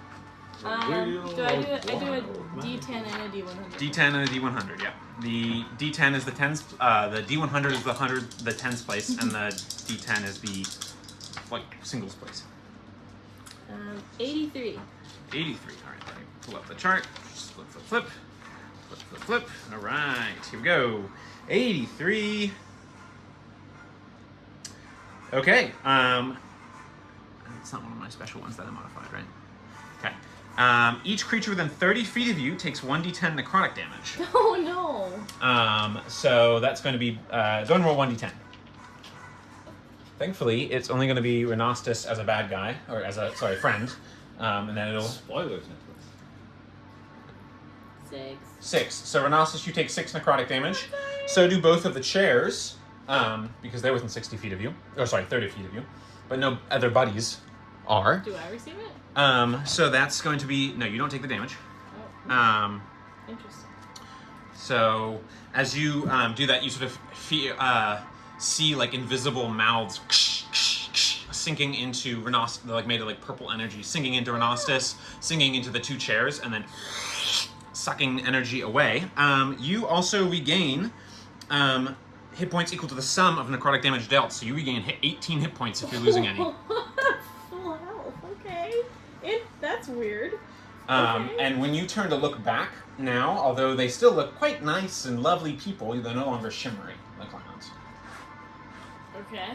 So you... Alright, that's it for your turn. Action, move, all that. You did provoke 2 attacks of opportunity from the pieces of furniture. Can I disengage from one as a bonus action? Actually, you can just... Disengage just covers you from all attacks of opportunity, I believe. Okay. So you'd be good there. So yeah, and you can do it as a bonus action because... Rogue. Alright, so that's it for Flo's turn. Next are the clowns. Top of the round, the guy who's concentrating, see what his thing is. Now more of you are in it. Tennille's also standing in the field of energy. Oh boy. Which drops of molasses hover in the space. It is difficult terrain. All over here is just difficult terrain as drops of molasses start strands thick flowing from the space, coating the area. So Tennille, you're just like, and it's like getting all over you and stuff. So difficult terrain in the space is what it ended up being. He is then going to turn to Flo and gonna cast viscous mockery against you. So go ahead and make a wisdom saving throw. Apocalypse at your dodge. 15. 15's a pass, actually. So unfortunately, not able to land a cutting remark here, but this guy is going to attempt a different kind of cutting remark. He is going to, actually no, he is going to walk up to Renostus and attempt to do like a two-handed handshake and say, "Pleasure to meet ya!" And he's going to use his shocking grasp zapping reading gloves. That is going to be a 20 to hit. Oh, that was your hit. All right, you get zapped and some smoke begins to like pop out of your ears. All your hair stands on end. Your beard gets all the metal in you gets like zapped and you get singed. You take 6 points of lightning damage. Okay. All right, that's it for his turn, and that's it for that guy's turn. So the furniture's turns. This one's gonna kick Renostus, and this one's gonna get to here and hold its action because it's covered in molasses as well. One attack against Renostus from the chair. These chairs, man. Only a 9 to hit, so that's a no. So that's it for their turn. All right, so that's it for clowns and furniture. So next up is going to be Tennille with Renostus on deck, slate to follow. Because I think I can probably still see this guy. You can. Dude, I noticed that he's not, or is he not shimmery to me? Or He's still shimmery to you. He's still shimmery to me. Okay. Well, my spiritual weapon is going to just kind of float on up to the chair and try a swipey swipe again. Okay. Roll better. You can do it. No! It is technically better. It is technically better. That's a 9. A 9 does not hit, unfortunately. The molasses, you sort of... Right. Anything for your action? Gonna squelch out of the room. Yeah. Very sticky. Kind of like me now.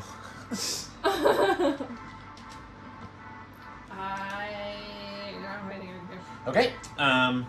That's it for your turn. So, Renostus, yeah. Slate on deck. When that could have fallen. Okay. Am I close enough to be able to spin the wheel? You are. You will provoke 2 attacks of opportunity, though. One from a chair, one from a clown.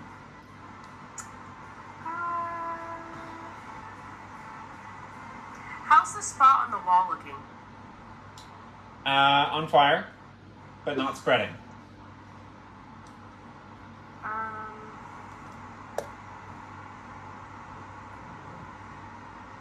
How far away am I from that spot? From that spot, 10 feet. It's like across the room from you diagonally. Is there still water on the ground from the... No, that dissipated. It seems like they're clearly magical effects dissipating as each thing changes. Okay. I'll go ahead All right, roll a d100 for me. You're standing next to Flo, and Does this actually connect to this one? I got not a super well. 72. It's not super well. I'm gonna roll the two. I'll get to that in a second. I'm gonna roll the 2 attacks of opportunity. One guy's swiping at you with a rapier. The clowns can hit. That's gonna be a 24 to hit. Oh boy. For max rolled damage at 10 piercing damage. Oh. And the chair is actually gonna hit you with a 21. And that's another 7 points of force damage. Okay. So, stab. And then you got a 72, you said? That's correct. All right. Let me make sure this isn't one of the specialized ones. Nope.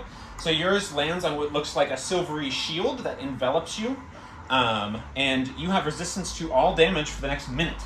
Woo. Wow. Hell yeah. And you also turn around, and all of them are non-shimmery. That's a pretty good effect right there. Would you like to do anything bonus action with your bee, which is in the I would. preceding room before you? I will have him continue to harass the gesticulating guy. Okay, I'm going to move him just slightly into position, and then attack roll. Go for it. Yeah, that is... Oh my gosh, that's a 6. Unfortunately, this time he just pirouettes away. All right. Alright, that's it for me then. Nice. Good roll on the chart, though. Okay, Yeah, that's not it for complaining. that. So, Slate, you're up with a netcon deck. You're seeing a molasses-filled room, although the piece of furniture is not too far from you. You could push past easily and make an attack. Well, I guess I'm getting sticky this time. And I will get in there and use my thieves' tools. Thieves' tools. Well, this is technically an object. Just, Go ahead, attack roll. Alright. Swing. And a miss. 10. 10 does not hit. It's sort of the upholstery, like, it looks like it's a reclining chair, so it just reclines and dodges as you make a horizontal slash. Sheep. Alright. And you carve like a furrow in the wall. Second hit is gonna be just fine with a 25. Alright, so with a whirl and you come crashing down. It's a little uncertain, but I will allow, this is an object, so it's an automatic crit. That's nice. Get that one. So I'll allow it. Just kind of want to see it happen. Thank you. In which case, that'll be 20 points of damage. 20 points of damage. This is now a definitely damaged looking chair. You cut off like an arm and part of the curved back part of the chair and just slice through it. It's still standing though. Okay. Whatever animating power that is behind it is forceful. So that's the chair closest to me. This red one here, yeah. Is there any way for me to... how much more can I move into the room with molasses being what it Not a is? lot with molasses being what it is. You could probably get to just the other side of the chair. Perfect. I'll do that. All right, that's it for your turn. Anetka is going to not get any closer and is just going to continue acid splashing the chair, which got a natural 2, so that's a fail, for another 2d6 points of acid damage, which is serving her pretty well this fight, honestly. Another 6, still standing, but it is looking hurt. All right, that's it for her turn. I'm going to keep her simple and conserve her spells for something more serious, should it crop up. So, top of the round is Flo. You spun the wheel. They are no longer looking bad, whatever, shimmery. And you're also no longer charmed by them because of the thing turned into molasses, so that effect faded. So you're free to act however you wish. They're not sparkly, which makes me wonder if I can actually hit them now, so I'm gonna go up and hit them with my swords. Okay. Which sword are you attacking with first? Short sword. Okay. Oh. Oh, darn. That's not gonna hit. 8. Nope. He's like, whee! I'll try one more time. Oh, okay. 24. 24 definitely hits. You do not get sneak attack, though, because he's got a buddy within 5 feet of him, the chair. It's not one-on-one combat. Okay. But It's still normal damage. it's doing damage? Yep. Good roll. No. a solid 1 point of damage. Plus? 0 because it's my offhand attack. Oh, right. Okay. But that is enough to provoke a concentration check. Technically. Technically, yes. Technically. Nicholas hates the word technically. Can I? And whatever he's doing. Can I also He passed with an 18. You can do, yes. What else would you like? disengage as a bonus action and go Yeah. back to the wheel? Sure. Thank you. Got it. Couldn't you? Did you miss the first swing with your weapon? Or? I did. Oh, okay, I missed it. I must have zoned out You for a missed the second. miss. Does anyone use their voice action to let us know? All right. Wanna come spin the wheel? All right, clown's Yes. turns. D4 to see the effect of the thing. Number 1 again. So all of you who are in that space, apple pie. Wisdom saving throw for Oh, Slate. Nope. Flo, you're not in the space. Renossus, you're not in the space. I think It's literally just Slate. So that'll be wisdom, you said? Yep. Wisdom. 13?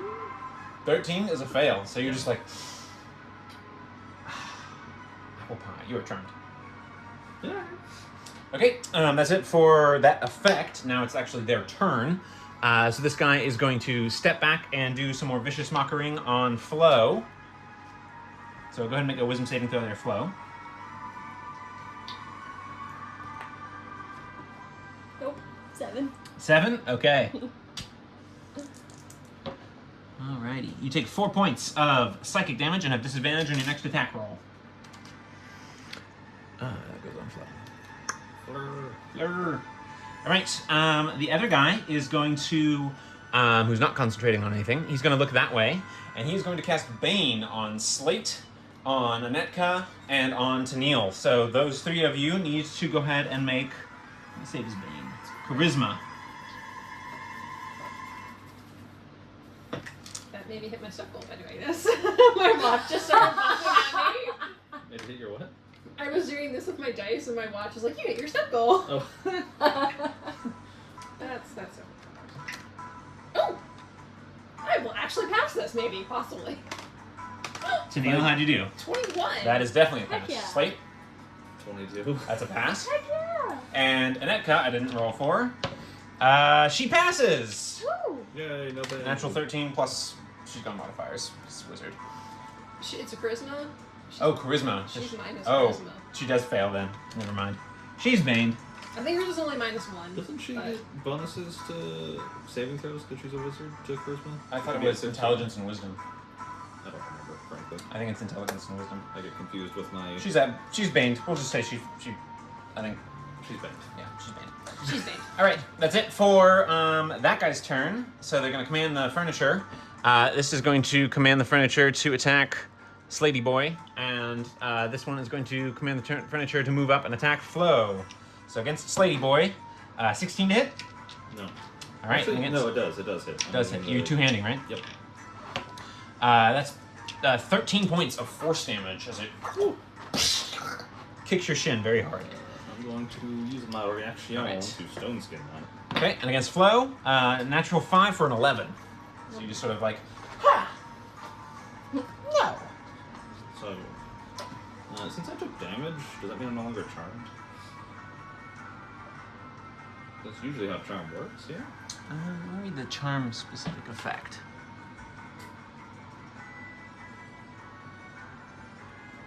Nope, Still charmed even though it's still charmed. Technically, the chair attacked you, not the caster. As long as I can hit the chair, that's fine. But you are still charmed. So.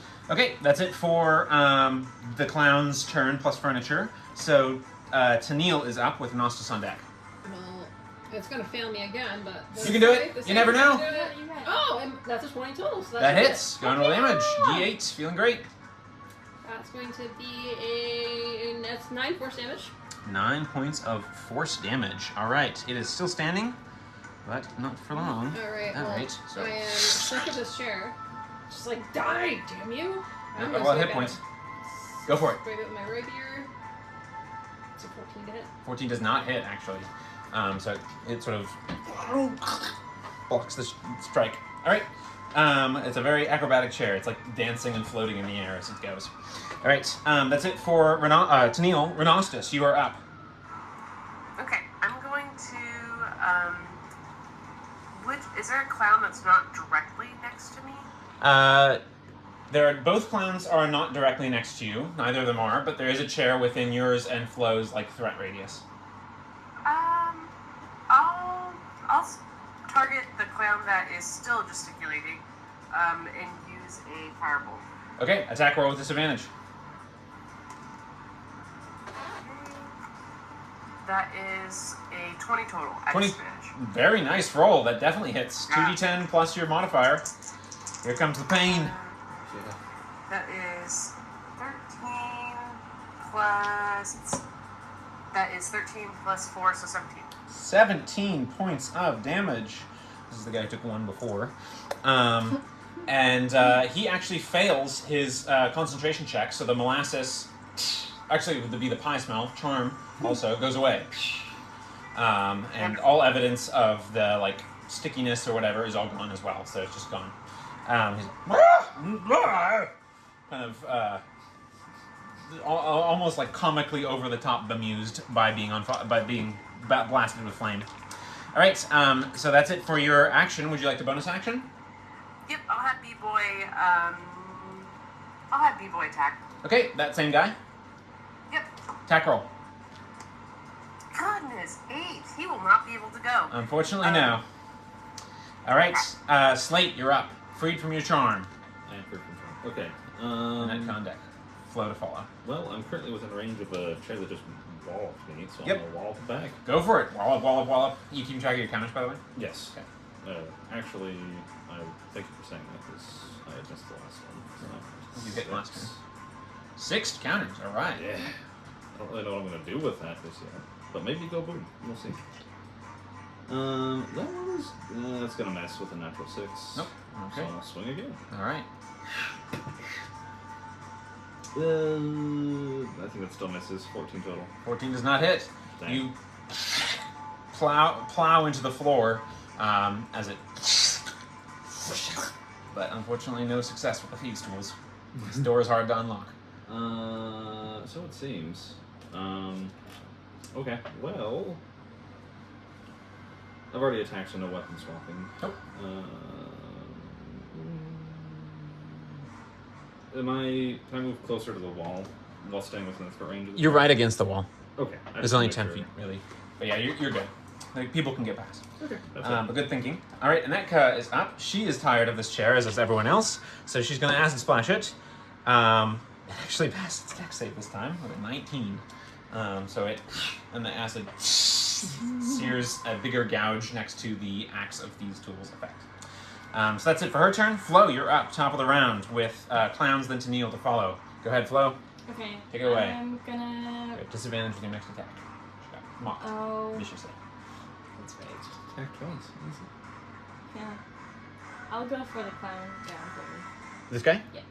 All right, so the chair's going to make an attack of opportunity against Can you. I disengage? Yes, The but then you bonus can't bonus action offhand swipe. action? Yeah. And that one will be without disadvantage. You're just I'm going to take spin it. the wheel. You can spin the wheel again. Yep. Which I'm here for, Try. by the way. Can I try to spin it again? That's your That's action it. to do. Yeah. Okay. The instant you try and spin it, you turn into a little white rabbit. Oh no! my gosh. A little hat, Mistakes like a were big hat, made. appears, and you just go into the darkness, and a hand just Oh no! plops a hat flow rabbit. It's slightly blue on its fur, so you can tell that it's Flo. Oh no! Guys, I'm sorry. The blue raspberry filled with milk. Now you know. Did All right. you hear nothing? Yeah.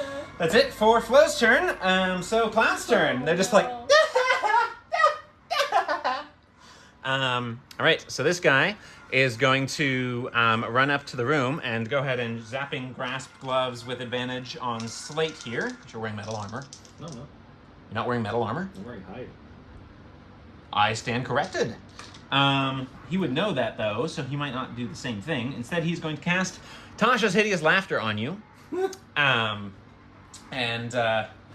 have to make a, what is it? Wisdom saving throw. Wisdom. Oh, he's concentrating on Bane. Yeah, he'll take that off. No. Yeah, it's gonna be a fail with a 10. 10. You're just like,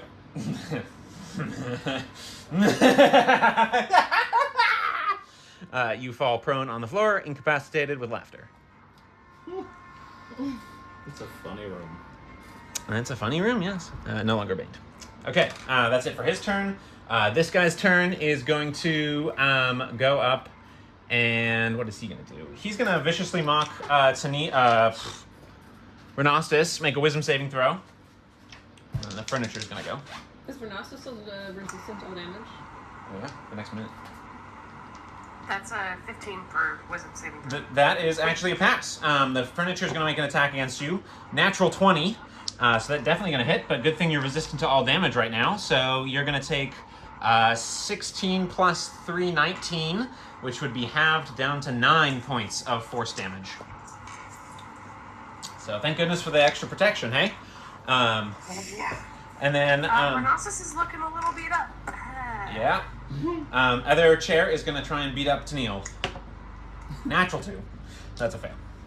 Okay, that's it for their turns. Tennille, you're up with Renostus on deck, slate to follow. Chair and I swipe with a spiritual weapon. All right, That is a 21 to hit. that hits. Roll damage. It's a 6. That's enough. Yes! Yes! That's a chair. Alright, then I'm going to... These are what, 15 across? This is 15, 15, okay. so 20 would be there. 20, 20 by 10 room. 25, 30. Okay, so that one guy's going to get an attack of opportunity. This guy? Yeah, Okay. with his rapier. That should hit with a 20 total. Yep, oops, sorry. You take 5 points of piercing damage. Okay. I just wanted to get into the room. All right, you are in the room, and you killed the chair, so good on you. And I still have my action, technically. Technically. I just see a rabbit. You do? And Renostus, and a big wheel. Okay. And part of the wall is on fire.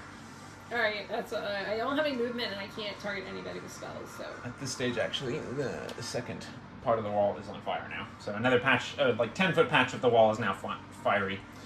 And the heat is starting to, like smoke is starting to bloom in the room. Okay, that's it for Tennille's turn. So, Renostus, you are up. Okay, so both clowns are still up.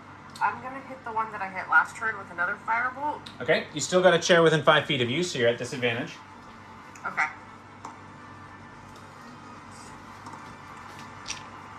Does a 14 hit? 14 just hits, actually. That is their armor class. Nice. They're not wearing much in the way of defense, so... Okay, then he takes... Ooh, that is 15 plus 4, 19 damage. Whoa. 19 and 18, 37? Yeah. So another fire crashing from your potion bottle into him. That guy's looking pretty rough. 35. 17. 19 plus 18? Oh, I thought it was 17 and 18. No, 19 and 18. I can't even hear right tonight. Yeah, so he's looking hurt, but he's still standing. And then the bee, do you want to bee him? Yeah, I'm gonna give him a pointed look. Fuck this up, bee. Does... Oh, it's 14. That Okay, hits. Roll damage.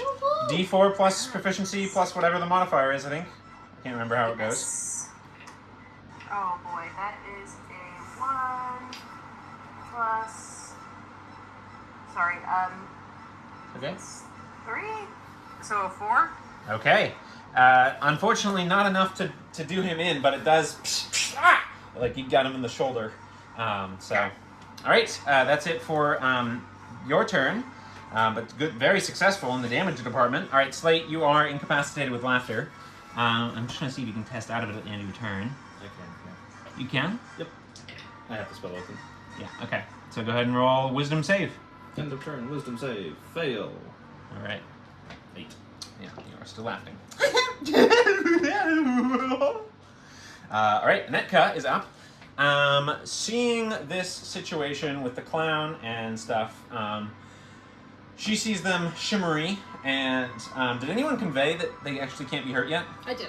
Okay. I yelled So back. then she would know not to attack them. So 1, 2, 3, 4, 5, 6. She will also get into the room, and she is going to cast Mage Hand to spin the wheel. Oh, I could have done that. So she knits a hand, and the hand. So it's these. All right, 61. All right.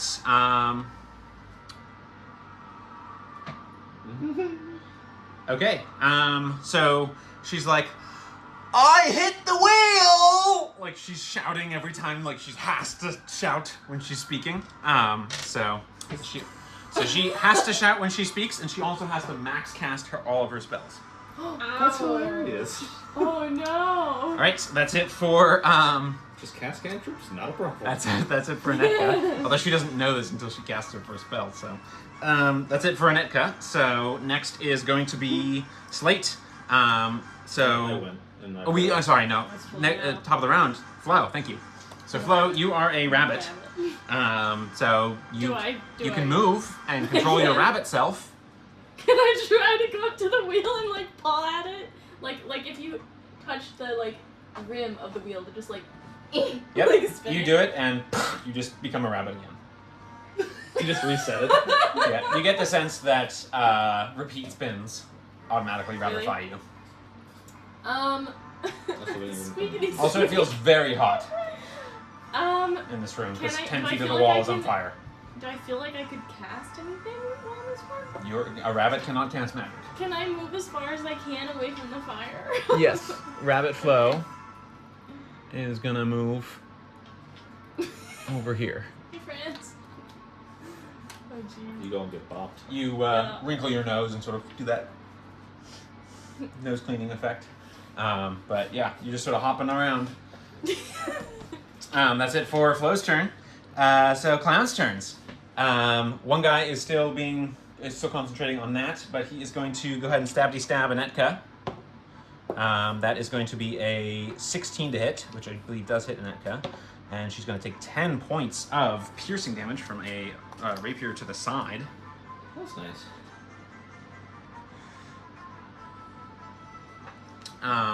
Okay, and then he's still concentrating on that. This guy is going to cast. What's he going to cast? He is going to cast. He's going to stick with the classic. He's going to stick with making fun of somebody. And he's going to make fun of Renostus. And he's going to say, are you sure you can still see me, old timer? And Vicious Mockery you. Wisdom save. 14. 14's just a pass, actually, so you are fine on that front. All right, furniture turn is the chair, which is also going to bash Renostus. Biffity bash. Natural 20 again. Thank goodness for your resistance. Stop, man. And I max roll damage for 23. Halved would be 11 points of force damage. The chair And I'm down. does like a running jump and smashes you on the back, and you collapse to the floor. All right, that's it for the chair's turn. Renostus went down. So Neil, you're up. You just saw Renostus go down. Well, I will healing word Renostus for 7 hit points. All right, positive 7 for Renostus. Yay! Okay, so that's your bonus action. How, looking at the fire, like, is it like raging inferno we should run, or like maybe if I like beat at it with like a blanket I can put it out? You could put out a 5-foot patch at a time. It's 10 feet right now. And there's a chair in the way. There's a chair. Alright, I'm gonna go up and slap at the chair because it's a problem. Okay, attack roll. You gotta roll the wheel. I need to know what happened. This is 21 to hit. That no, I'm hits. sorry. No, lies. It's a 16 to hit. Wrong Still one. hits. Okay. That's my rapier. Don't forget your weapon, by the way. Your spiritual weapon. Why bonus word? Oh, that's right. Thank you. Yeah. Bonus action. Yeah. Well, I rolled max damage, so that is 10 slashing damage on the Nice. turn. Woohoo! Wheel. Okay, that's it for Tennille's turn. She moved bonus action. Unless you'd like to move further, you do have some more movement. I'm just gonna get smacked if I do. So Yeah. it's alright. Renostus loses his turn because he was. Oh no, actually no, he doesn't. He goes down, got healed, he's back up. So starting your turn, Renostus, you're on the ground. Half your movement to stand up. Okay. Then I will continue beating on the guy that I've been beating on. Okay. With another firebolt. Attack roll with disadvantage. Let's see. 8 plus. Oh, it's a 13. That doesn't 13 hit. just misses. Another part of the room Enough to stop burning the house down. begins to catch fire in the corner of the room. All right, B. Yeah, I'll have the bee try to sting the guy. Okay, attack roll. He's looking hurt. You'll see how you do if you get him. No. Oh no, unsuccessful. You can try a cast. You can also do a cast of a spell if you have slots. If you want to try something that's different. a thing. Oh, you don't have slots. Okay, tough. Yeah. Okay, that's it for. I mean, you do pretty well with the firebolts when they land. All right, that's it for Renostis. So Slate, you are up with Anetka on deck. 14? 14's a pass. Okay, good. You throw it off. Nice. So that's the end of your turn, though. Yeah. All right, Anetka. I think I can get them. And she's going to reposition herself a little bit, and she's using a lightning bolt both. Oh wait, no, actually, no, she spun the wheel, so they're no longer doing that. So yeah, she will lightning bolt both of them. Dex saves for each of them. First guy, that's a natural 3 for a 8, so it's a fail. It's the guy who's making you laugh. And then the other guy, that's a pass with a 24. But it's 8d6 lightning damage, right? 1, 2, 3, 4, 5, 6. All right. Straight set. 5, 11, 12, 13, 13 plus 10, 23 points of lightning damage. That is enough to, even though he passed, to kill this guy. He only had 3 hit points left. And then the other guy takes 23 points of damage, so he has to make a enhanced concentration check at DC 13. Oh wait, no, he's only, he failed anyway, but you passed the thing, so. But she totally zapped the two of you, so that is the two of them. So that's her turn, quite successfully, so third slot. Okay, that's it for her turn, so top of the round is Flo. You are still a rabbit. What would you like to do as a rabbit? Can I try to hop in his face? Like, jump up to, like, Okay, make an attack roll. to distract him somehow? I don't know. Make an attack roll. What's the strength stat of a rabbit? 2. What do I add? Roll and subtract 2, let's say. 1. Yeah. I mean, you're just sort of like Roll a 3. on his feet. Unfortunately, not a lot of successful effect there. All right, that's it for Flo. Tennille, you're up. Sorry, clowns are up next, actually. Or clown, singular. This guy is going to move into position and is going to attempt to stab Anetka again. That is a hit with a 20. And she takes another 8 points of piercing damage. All right, that's it for that guy. So the furniture is gonna smash Tennille. That's a natural 18 That does hit, yes. for a 24. That is, I only rolled a 1. 4 points of force damage. Okay, that's it for their turn. Now it is Tennille, then Renostis with Slate to follow. Can I just kind of like skirt around it, just spin the wheel without leaving at start range? Or Yes. just kind of like, Yeah. as it smacks me, just like spin around, twirl, and dance around it and spin the wheel. Okay, go roll your D100. Oh, where did I put that? They roll well for you. It's a... The 0 is 100, but... You rolled 100? No, I didn't. It's 2. I rolled a 2. 0, 0 is just 0. I rolled a 2. You rolled a 2. Okay. So, the wheel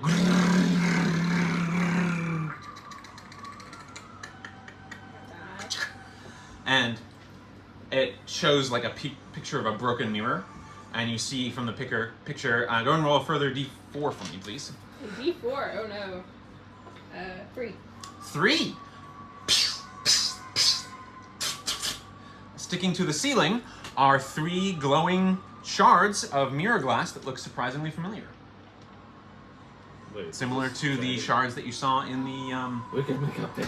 in the mirror house. What? Neat! Alright, and Spiritual Weapon is going to, having kind of caught on to what's going on, hop up next to the clown Attack roll. and slappity slap. Go for it. Swipey swipe. This is 44 to hit. That hits. Roll damage. Yeah. That's a max roll. That's 12 points Whoa. of force damage. All right. He's still standing, but wow, he's looking hurt. Right, that's it for Tennille's turn. Very nice. You guys are rolling well on the chart. Nothing really bad has happened, so that's good. Is that a challenge? So that's Renostus' turn. You're still up. You still got a chair within 5 feet of you. 15 feet of the room is on fire. Or a 10-foot patch and a 5-foot patch, I should say. And there's one clown still standing. And Flo is a sheep. That was a rabbit. A rabbit, thank you. It's the sheep model. I'm Jim. Upgrade. Yeah. You have to maybe hurt me. I ran into the legs. I think Rhinoceros is gonna hit the guy with the firebolt, the clown. Okay, attack roll. You're still at disadvantage. Is it at? Okay. Damn it! I got another nat 20. Sorry.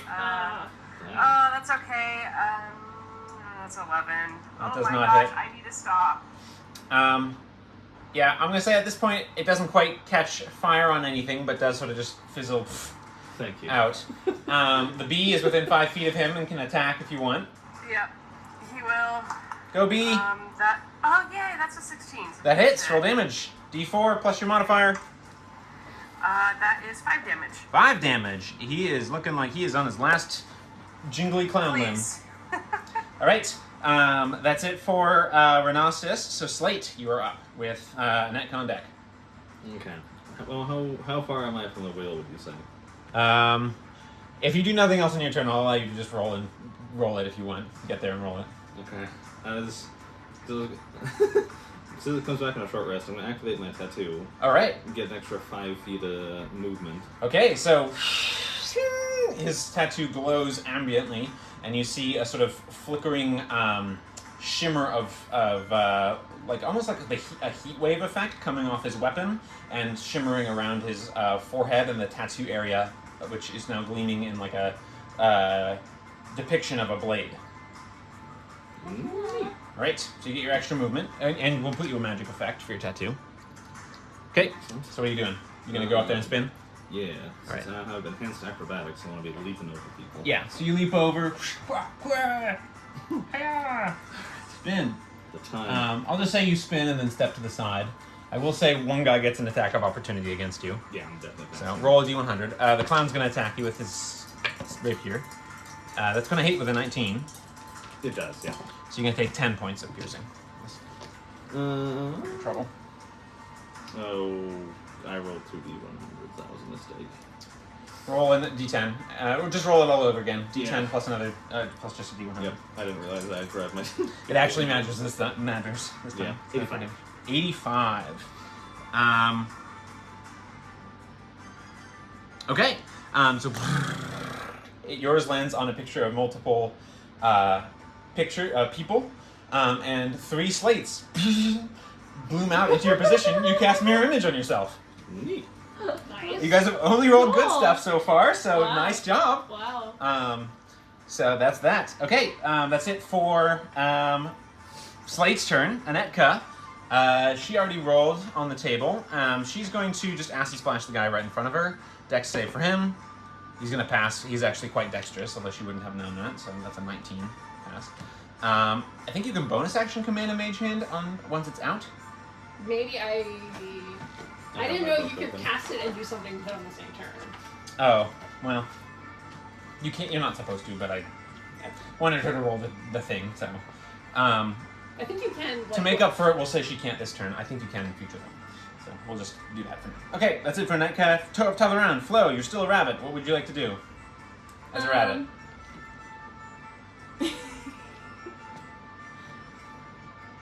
Can I go sit on his foot and bite his leg? Yeah, go make an attack roll. We'll just say it's a straight roll. 11! 11 does not hit, unfortunately, so you're like, and Yeah, but can I like stay on his foot so then you'd have to, unfortunately, he is able to twist away and kind of kick you away. You weigh what, like a pound or two? Yeah, it's not like it's a Yeah. very difficult thing. You're like a 6-pound rabbit, you know. Okay, that's it for Flo's turn. To Neil, after the clown. Clown is going to just stab Anetka. 19 to hit.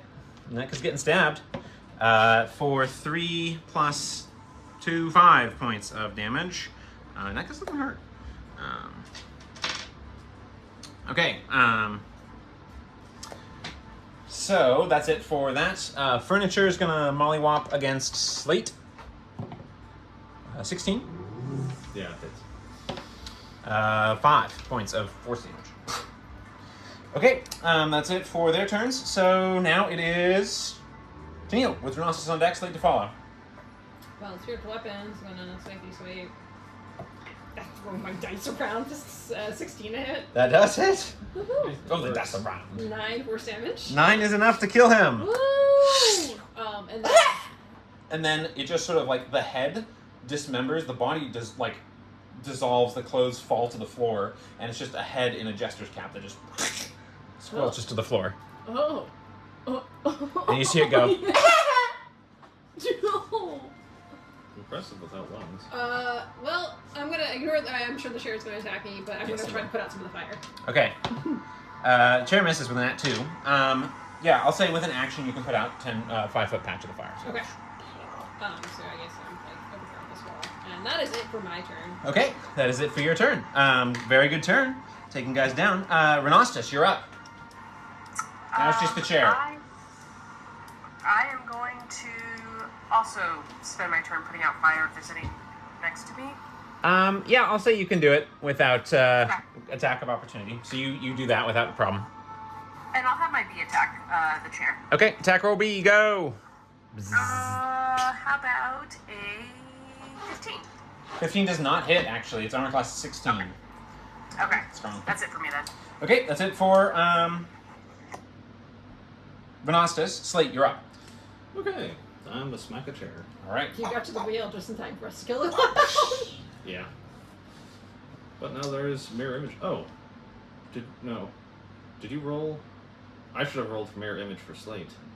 When he Oh. hit me. Yeah. So I'm gonna retroactively do it. Can I do that? Sure. This is the only time it's gonna happen. Yeah, sure. So, 16, so it didn't image. Yeah, so one of the Slate images is like, in the way of the chair. And just. Alright, let's see if I This can roll room as is well. to very hit. crowded right now. I'm sure. Yes. 4 slates in one spot. Now 3, but yeah. 3 now. That'll be 17 to hit. That hits. Roll damage. And because for fun we're treating Yes, these it as is a all crit, hits. yes. Yeah. So that'll be 18 points of damage.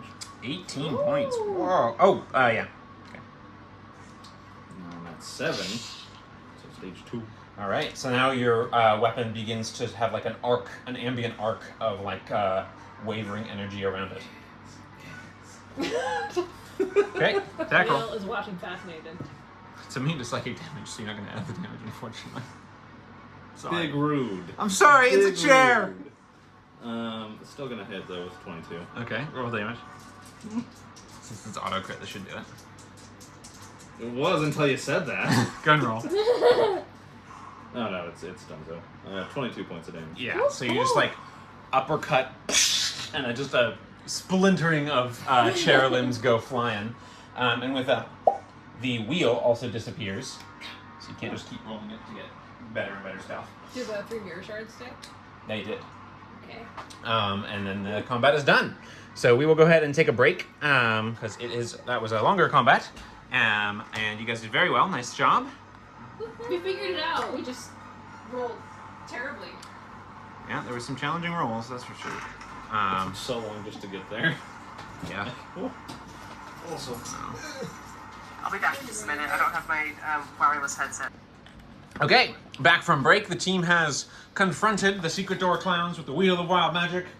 They got very lucky and did not roll any of the terrible explosive and cursey type effects. So we pick up now with that. What are you guys doing? Since the wheel has disappeared, am I still a rabbit? Well, I'm still a rabbit. You are no longer a rabbit. Yes, thank you. Okay. And I'm assuming you put the rest of the fire out Yes. without too much trouble. You're no longer magic affected. Sorry about the fire and the door and I'm feeling very tired. You know, Grandpa, I think in another life I would have really liked you.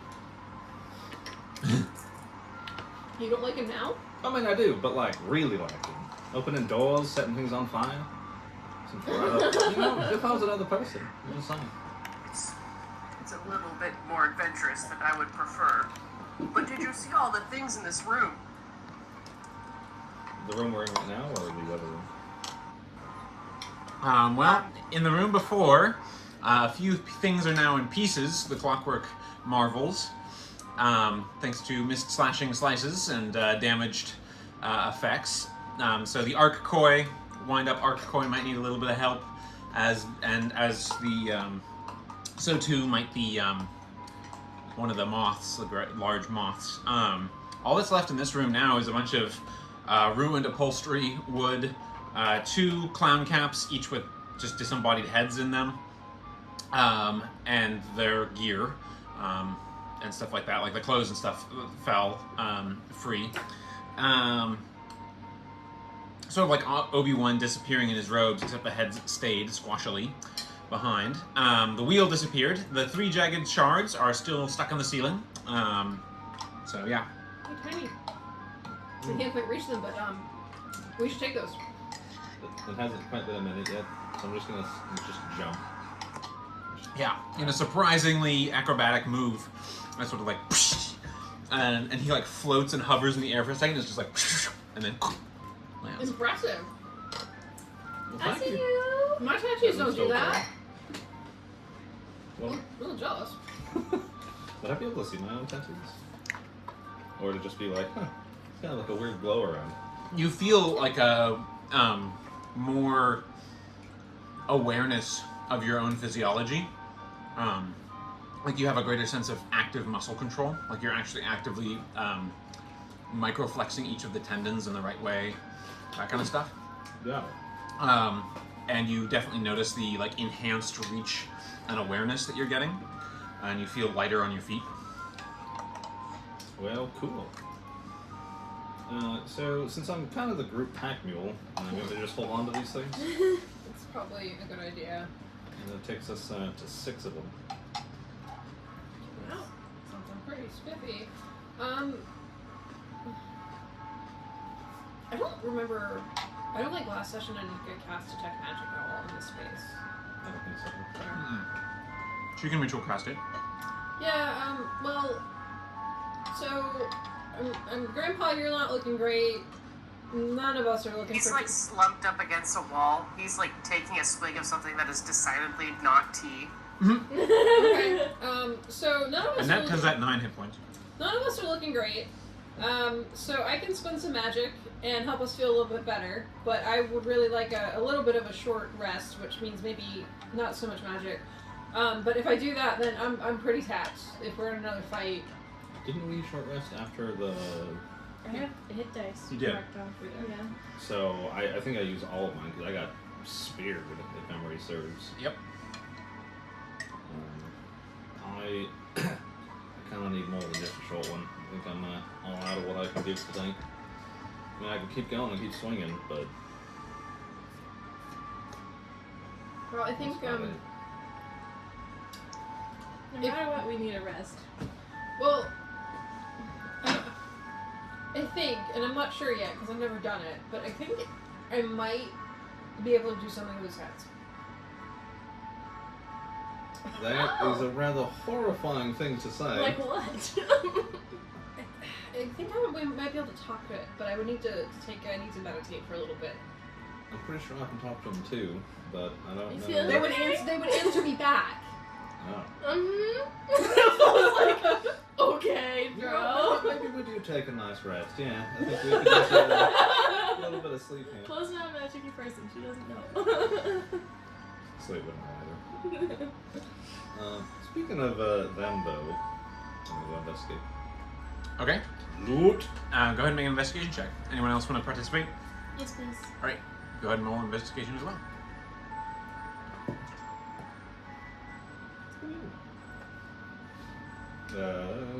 That would come out to dirty 20. Okay. 22. 22. All right, both of you notice that each of the heads, the eyes are missing, as if gouged out, and a spiral design is done in like black shadow over the, like ingrained into the flesh, over the space of the eye. A spiral? Yeah. You also notice like a unnaturally wide smile on the face, which also seems to be like almost like the flesh and the cheeks has been stitched open with needlework, and is like enhancing the smile all the way up to about like almost eye level. Can I query my head friend about this? Like, just what happened to them? Which is to say, I want to make an Arcana check. Okay, go ahead and make an Arcana check. We'll get to the other loot in a second as well. This suddenly took precedence. What's Renasus doing while they're doing this? He's still gonna hang out slumped against the wall, but as part of his kind of taking a little bit of a break, he's gonna eye over the items in the room. Is there any sort of like a user manual or a book or anything like that that can give him more information about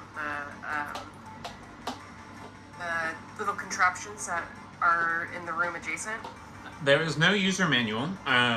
They're all clearly visible with like wind up sections, like on a toy where you have that sort of almost like little butterfly wing section that you can wind up, except for the large box, which is about a 3-foot cube, 3 foot by 3 foot by 3 foot cube, which has a wind up crank in the shape of a question mark on its side. This is the painted one as well. So you can see, like I said, some of them are damaged from the fight, but that's all you get. There's no like easy wind up mechanic manual. Okay, I'll say that he'll like tinker with, pick up some of the maybe a few pieces that's nearby him on the ground, but he is not in the shape to go check things out right now. Yeah, got it. Okay. What was your Arcana check? 25. 25. Woohoo. Honestly, I'm not sure what you're hoping that I'm going to tell you. I'm not here as a little repository. In fact, I've already helped you quite a bit actively in this confrontation, as it were. But it would seem that they have been beset with unfortunate misfortune. It seems that they have had some kind of spiritual infection, and something's crossed over actively into them, it seems. That's cool.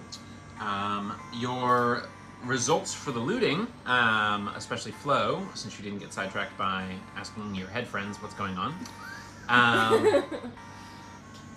Let's see. We've got. They both are wearing like a very, very colorful motley jester style, red, black, and blue sets of studded leather armor. They each have what look like these gloves, these white-handed gloves. They each have one of them, and it's like kind of a little bit comically enlarged hand, like Mickey's hand kind of situation, and it's got a lightning bolt rune inscribed on its palm. You also have 30 rubber coins, 6 rubber daggers, and a wand, and at the end of it, it looks like it's got a theater mask face at its like tip, but it's in like a toothy smile kind of grin situation. So all the money's rubber, not actual money.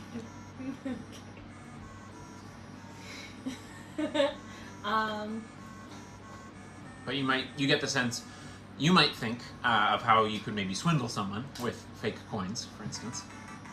The money, I should say, is not rubber, but it is, you're savvy enough to know that it is fake. They're fake coins. They are actually made of a tin, and like just not valuable metals. If I were to hold the two different coins, like real coins, It's and not fake super coins, obvious. It's not super obvious, but you can look at them and notice that they're fake. For instance, the head of the individual, normally it's like the Radiant Archon or the Shadow Archon in the case of what's cast on the coins in their general profile. They're wearing jester caps and have like a side-eyed, like, evil grin to them on the coins. Oh my gosh. But they appear to be fake gold coins. Like they're colored gold. Okay. So if someone was stupid or you're especially good at tricking them, then you might, if you're creative in their trickery, you might be able to find some use to them. Can I grab a handful? Yeah, there's 30 of them. Okay. 30 gold. 30 fake gold coins, yeah. Okay, I'm gonna take them. Okay.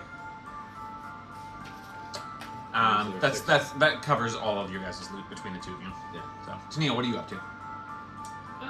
Well, I know that my spiritual weapon smashed a couple of things in here. Mm-hmm. So I'm gonna try to use mending on the little wind-up moth that I think it hit. Yeah, so over the course of, I think it's a minute to cast mending, right? Yeah, over the course of a minute, you're able to mend it. Go ahead and make a spellcasting ability check. Some of this is pretty fine machinery, not just a simple tear. It's a 10. 10. You feel like you've at least resealed it, but when you wind it back up, it's sort of like one wing flutters and then some of the legs kind of like kick out weirdly, and kind of looks a little creepy when it's, moth legs. That's The moth is also like the size of probably, it's like 3 feet across or something like that. So it's a big. Looks like I'm gonna stuff it under the blanket on the bed, but no. The bed's actually leaning up against the wall in this room. But so that's what you're seeing. Does anybody need studded leather armor? Is that better than hide armor? I think so. Possibly. I think there was a weight component to it. I'm trying to remember why I picked that. Hide armor was cheaper. I think that was why, yeah, that's why I have hide. It's the same AC, but you can add more dex to it, I think. Yep, that is accurate. Interesting. It's also worth more, and it weighs a little bit more. Wait, what are the benefits of having that versus leather? It's +1 versus leather. Yeah, so if you just had leather, then you should upgrade it. yeah, Okay. I would. Does anybody? Ooh. That's me. Playing with fire tonight. Apparently. Okay. There's 2 suits of armor. Yeah. Studded leather. It's done in like I said, very jestery, finery, kind of puffy sleeves, colorful colors, like red and black diamond pattern on one half, and like blue with gold smiley faces on the other half. Maybe not sized for Goliath. Yeah, probably not super sized for a Goliath, but it'd be like, your knees wouldn't quite be covered. It'd be like studded leather shorts. That's a look, actually. And a studded leather like tank top, Oh, but in jester colors. Is Slade a hippo? He kind of is. You remember what she drew of him, right? It's handsome Squidward, so yes, himbo is accurate. Okay, so you both upgrading to studded leather armor? No. Okay, are you? Sure. Okay, so you're in Okay. jester colors. So How much? jester studded leather. Does it weigh? It's 13 pounds 13 pounds. versus 10 of versus 11? 11 of regular leather. So it's For +2. some reason, I I think we had take it at the leather half. armor at half. Yeah, it is at half. If you Okay. wear it, it's... Yeah.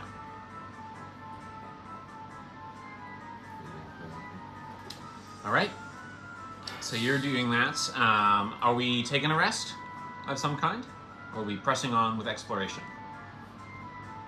Now that we're all unified, checking the rooms together. We should, I think, at least do that. But is there anything else in this room? Like, we haven't, searched this Go ahead and room. make an investigation check if you want to search this room for, secrets and stuff. That's what you mean. Hidden compartment in this room. 13 halved would be 6.5 pounds. Not ideal. Hold on. Like I said, destroyed, sundered, upholstery, stuff like that. But you are marveling at the fact that this is supposed to be a caravan, and it's got multiple pocket rooms with secret doors and all sorts. So this is clearly using some kind of dimensional magic, similar to what you would know or that you guys have heard of collectively that are applied to things like bags of holding.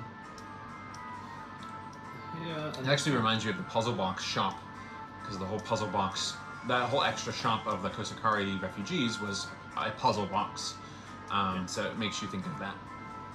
Hey, Anika, could you give me a hand and take a look around, see if there's anything hidden in here? How already on it?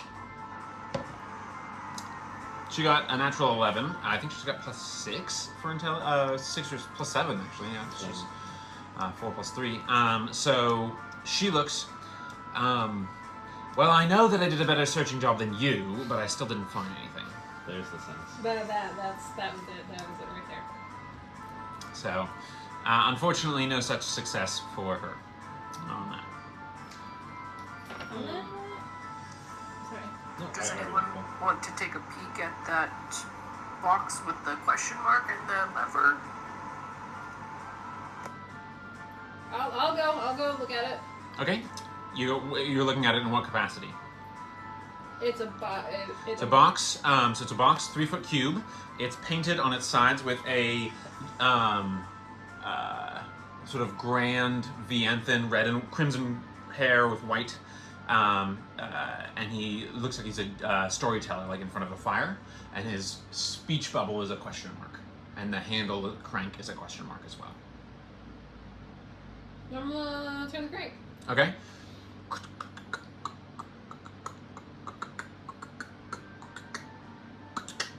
Roll a d10. Oh boy. Roll a 10. Roll a 10. Well, that's a 4. 4. Out pops a animated clockwork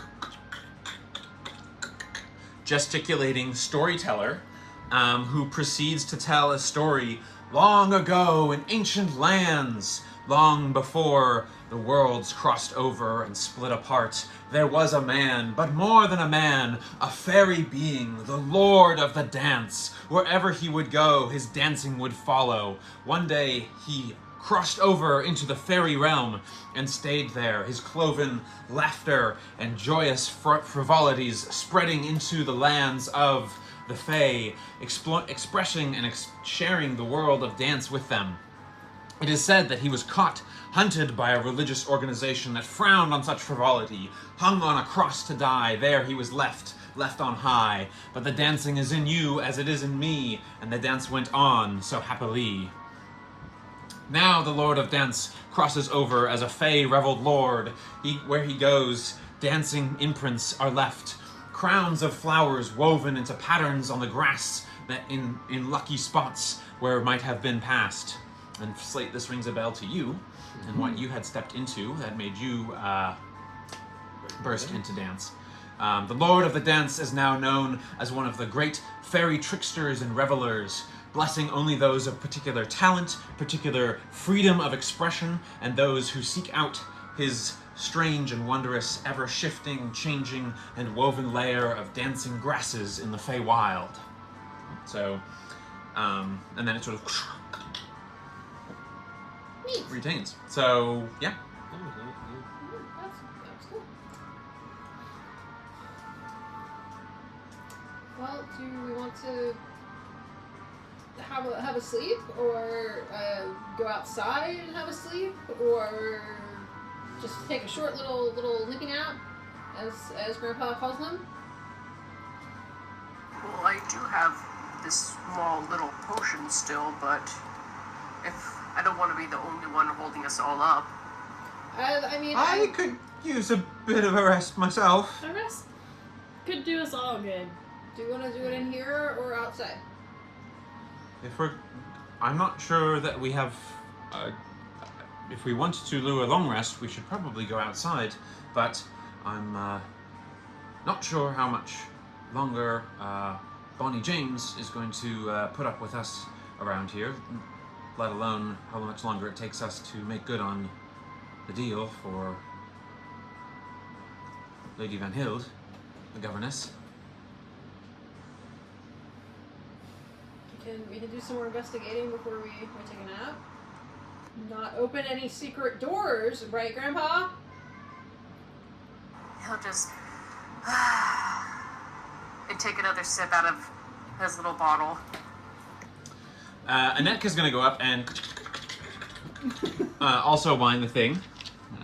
Have her roll a d10. All right, this one pops out, and the man pops out, and another sort of small scene unfolds.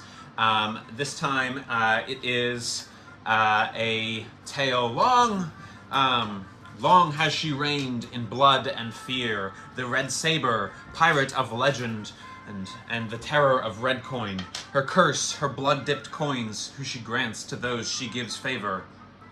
She paints in art of blood and entrails on the decks of the ships that she raids.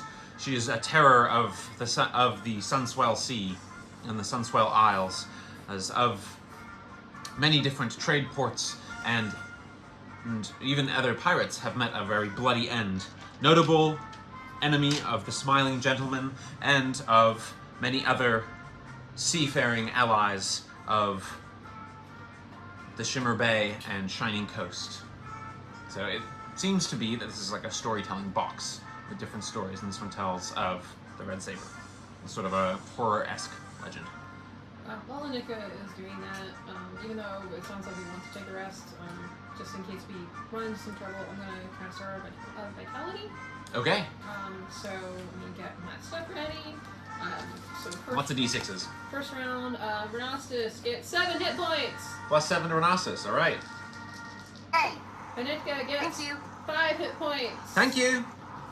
That's 5, so she's at 8, she's at 9, so she's at 15. Flo gets 10 hit points. Thank you. Slate gets 4 hit points. Thanks. Neil gets 6 hit points.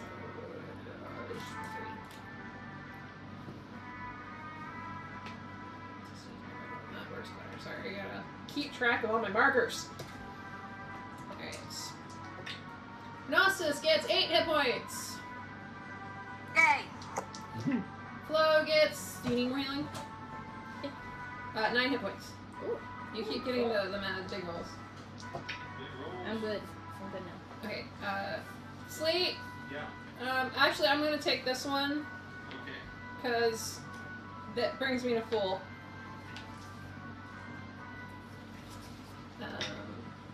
Did I do a Nitka? Not this second round. So she's gonna get 7. All right. Also, just so you know, in general, you're supposed to target the person, then roll. You can't reallocate it. I after was you just roll. going like. I'll allow it. That's fine. But just so you know, in the Okay. future. And then Slate, you get 9. Hey, that takes me to 4. Alrighty. Also, did anybody want the glove with the lightning bolt or I need the to wand? identify those. Oh, we have the wand too. Can Anetka identify? I think she can, right? I have no idea. She has the materials for it. I think she might have some ritual. I'm not sure. I know she bought the stuff for it. And so she can ritual cast it though? I believe so, yes. Okay, so she'll ritual cast identify on both of those things. Like I said, those are zapping greeting gloves. They allow the casting of the shocking grasp cantrip. And the wand is a wand of smiles. So you point it at someone, and if they fail their save, they are forced to smile for the next minute. That's delightful. Sarah? So that is, I really like that. yeah. So obviously these guys have some practical jokey type materials with the rubber daggers, the fake coins, and these items as well. There are also 2 rapiers and 2 daggers. Also the daggers that You can lead take 2 through. more daggers. Those 2 are real, yeah. Can I recover my other 2 that I Yes, that's fine. Can I go use the restroom? Of course. That puts me at 40 daggers. Oh my gosh. All right, so if anyone wants the leather armor to sell that I discarded, that's also a thing. did you want to take the extra suit slate as pack mule? Extra suit of leather armor? Not particularly. Okay, we'll just leave it. All right, so what else is everyone doing as far as exploration? 'Cause it sounds like you guys want to explore before you guys rest a little bit. At least get that out of the way. Let's go through the rooms again. Yeah. So we. Okay. Tanilla and Flo did the menagerie room and the time room. And I don't think we found anything in the menagerie room. Well, we didn't find anything. Only in one that search was made, which was just Flo, and she did not find anything. Okay. room. And Teal also Same deal with the time. didn't do a great job, so more inquisitive people might have better chances. Sorry, to search the room? Yeah, both of those rooms were only searched once, the menagerie and the timepiece room, and neither of them were particularly successful. Oh, I'm feeling a bit better. I can take a look around. I'll search the room that we're in right now as well. So this room actually has been searched. Sorry for the miscommunication. You guys are in the clockwork room, and it's enhanced extra secret door section. The other door non-secret areas that we were referring to are across the hallway. So if you're looking at the camera, if that's working now for you, it's these two rooms, which was the timepiece room and the menagerie room, both of which were searched once with not a lot of success, but can still be searched more thoroughly now that the team's all together. Well, I heard that there was some plants in a room. I'd like to go check that out. Yeah, that's the far back left room here. Okay, Renasus will make his way. He'll walk out in the hallway and just kind of stand there for a second and like looking down towards the door just to make sure it's like sit and like listen to see if there's any indication that another bolt is getting ready to fire. You do not hear such a thing. Okay. Then after waiting for a little bit, he'll go into that room. Okay. Anyone else going with, or were you separating? I'll follow Grandpa. Okay. Annette's going to go back too. Sleep. No, I was gonna go search the other rooms that we didn't find. What was them? Okay. Flo will join you, I guess, for now. We'll see if we want to do that in the future. All right. So I'm going to reread what I have in this room, just so you guys have a little bit of a more thorough sense of what's what, because there's a lot in this room. So, you wanted to immediately check on stuff, or did you want to look around the room as well? No, I just wanted to search for. Okay, go ahead and make an investigation check. We'll at least get that started. All right, so Sword Garden. This is the far room that you entered in, Renastus, as a setup. It's a room of a bizarre mixture of armory and garden overlaid on a normal bedroom. The bed itself is like the only normal thing. It's folded up against a wall, covered in dust, stays well put away. Along one wall is a series of ceremonial displayed ornate blades. 2 crossed daggers, a long sword, a rapier, a short sword, and a great sword. They look like they're done in different styles, different crafting styles. Some are a little bit thicker and broader, some are thin, some are curved, some are straight, some are serrated, stuff like that. Beneath these is a sort of pedestal or shrine on one wall that bears some mundane-looking items put in a place of prominence. A broken shard of some kind of glass, a very heavy, thick book with chains over it, and is set with a sword's sheath in its binding, as well as a scabbard made of 2 colors of twisted wood, black and white, twisted together. Beside this altar and slightly to one side is a small but clearly functioning forge and set of smithing tools, along with a book set open on a desk. So that's the one wall. Opposite this wall is a series of windows built into the roof and wall that immediately seem to almost focus the sunlight near a near-empty trough of soil with a staff standing straight up in it. The staff is carved to look like it's got a bouquet of flowers at its top. There are also 2 potted plants in separate large stone planters. Each of the stone planters are about 1.5 feet, 2 feet across. There's a pair of gardening gloves, shears, and an apron beside a pair of books, all tucked neatly into a cubby. So those are the opposite sides.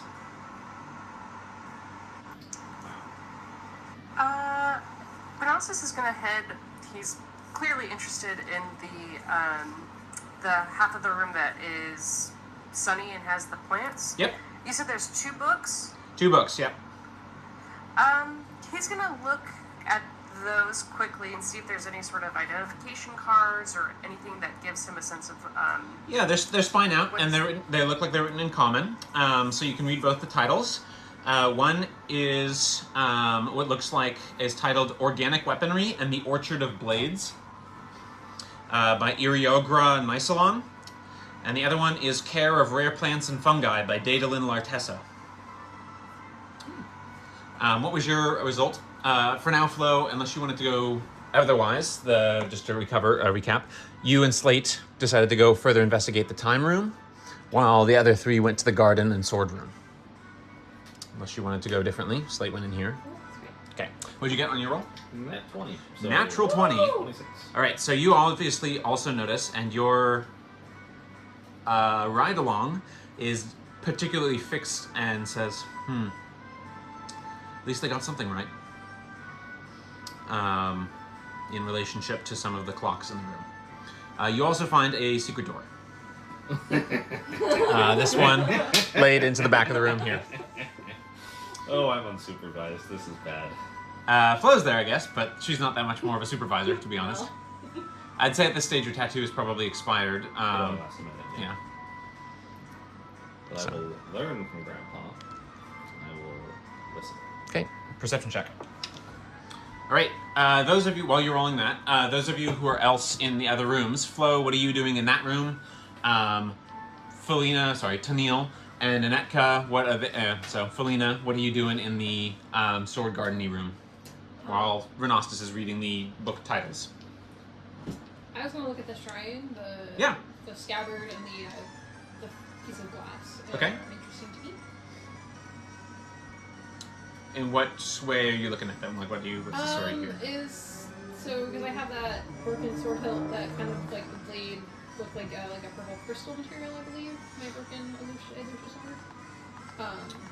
What's that? My broken sword hilt that I have.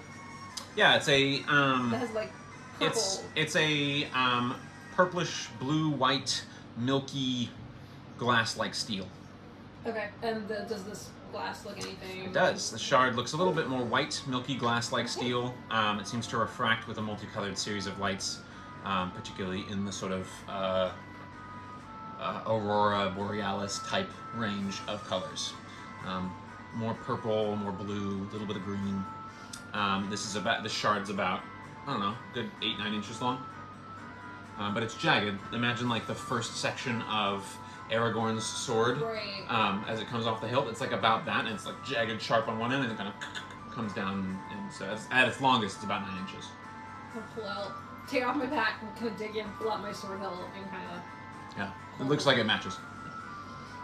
Although it doesn't seem like it's the first section closest to the hilt. It looks like it's a part of it, but it looks like it might be like the middle part. Okay.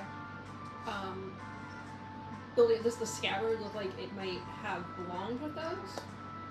Hard to say with the scabbard. Okay. But when you measure it up against the hilt of the sword and stuff, it looks like it could fit. Those are both on my pack. Okay. Yunk. Flo, what are you doing? You're in the time room. You're seeing all these clocks and stuff. Yeah. And Slate I see has Slate. discovered a door and he's listening to it. I'm gonna first yell out to everyone, "Hey guys, there's another door!"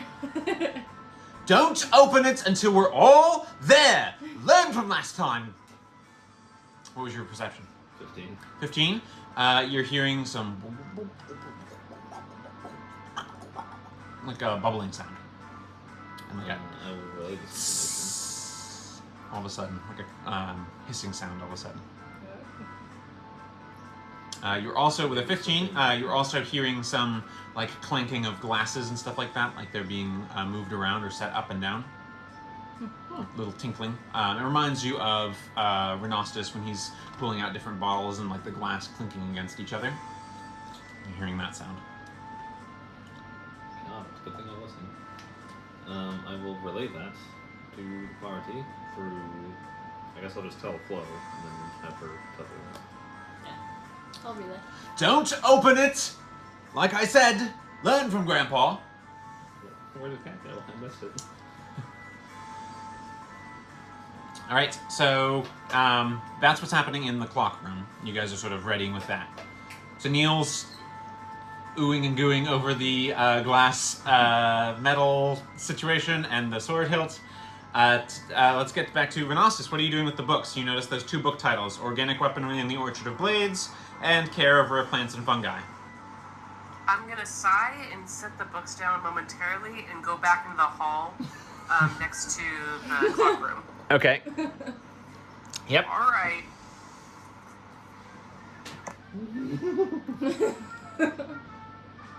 Are we doing this? What? Because Steele's like looking up and stuffing stuff back in his pack. I mean, I'm as ready as ever. Wait a second! And I'm kind of prepped and ready to go, actually. Okay. How about this time, instead of us all getting stuck in a tiny room? We bring him out here? Yeah, like I can use my mage hand and open the door from out here.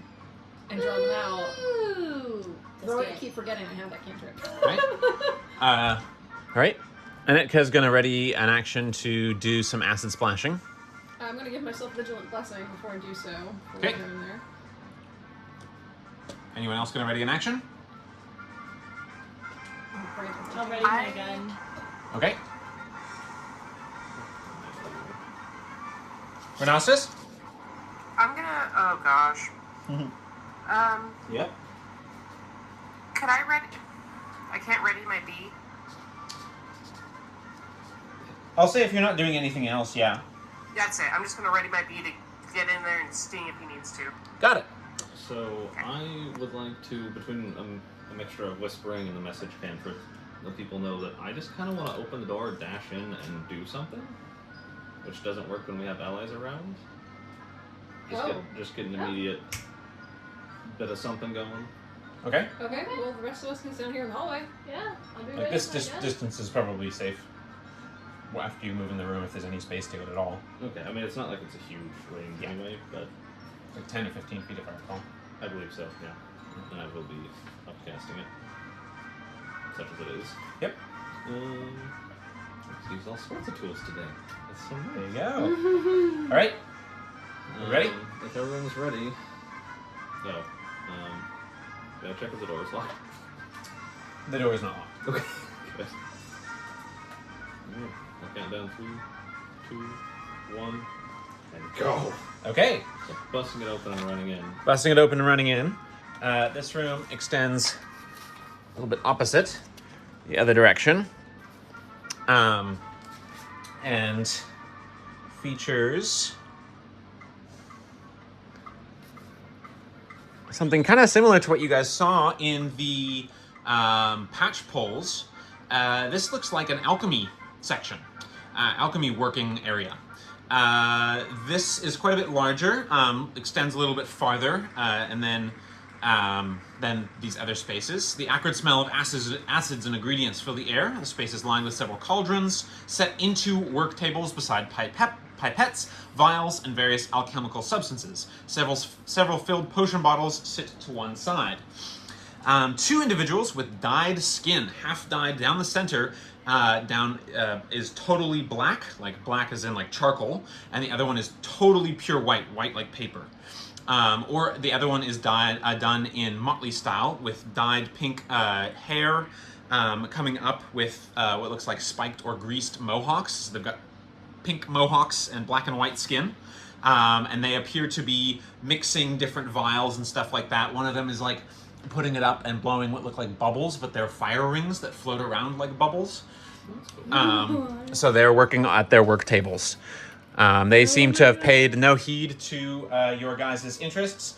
For you at home there, Kat, here's a guy who's got a pink mohawk, black and white skin, and is swallowing a sword. I don't know if you can see Oh, him. dope. Okay. Yep. Oh, he's cool. So, here's the other guy with his pink mohawk and black and white. Nice. So, but you open the door, Slate runs in and does his thing. They were definitely caught up in their work. So Slate does his thing, and you're gonna do. Essence direction. All right. So you see, as you guys see, a ripple begins to move forward, like from Slate's temples, and everything seems to drain of color in the space, and it begins to like slip towards him, and then almost like sand eroding from a beach, it begins to like dissipate, and you actually see bits of color being pulled off and then drained from these individuals. So what's the status? They need to make wisdom saving throws against my DC of, I believe, 14, I believe? Or no, we're next level, so 15. 15. We got 9 and a 15. Okay, so 1 fail, 1 pass. The pass takes half damage and is not slowed. Okay. And I am doing the 6 counter version of this. Wow, okay. Okay, so yeah, this is going to be a little spicy, or maybe we'll see.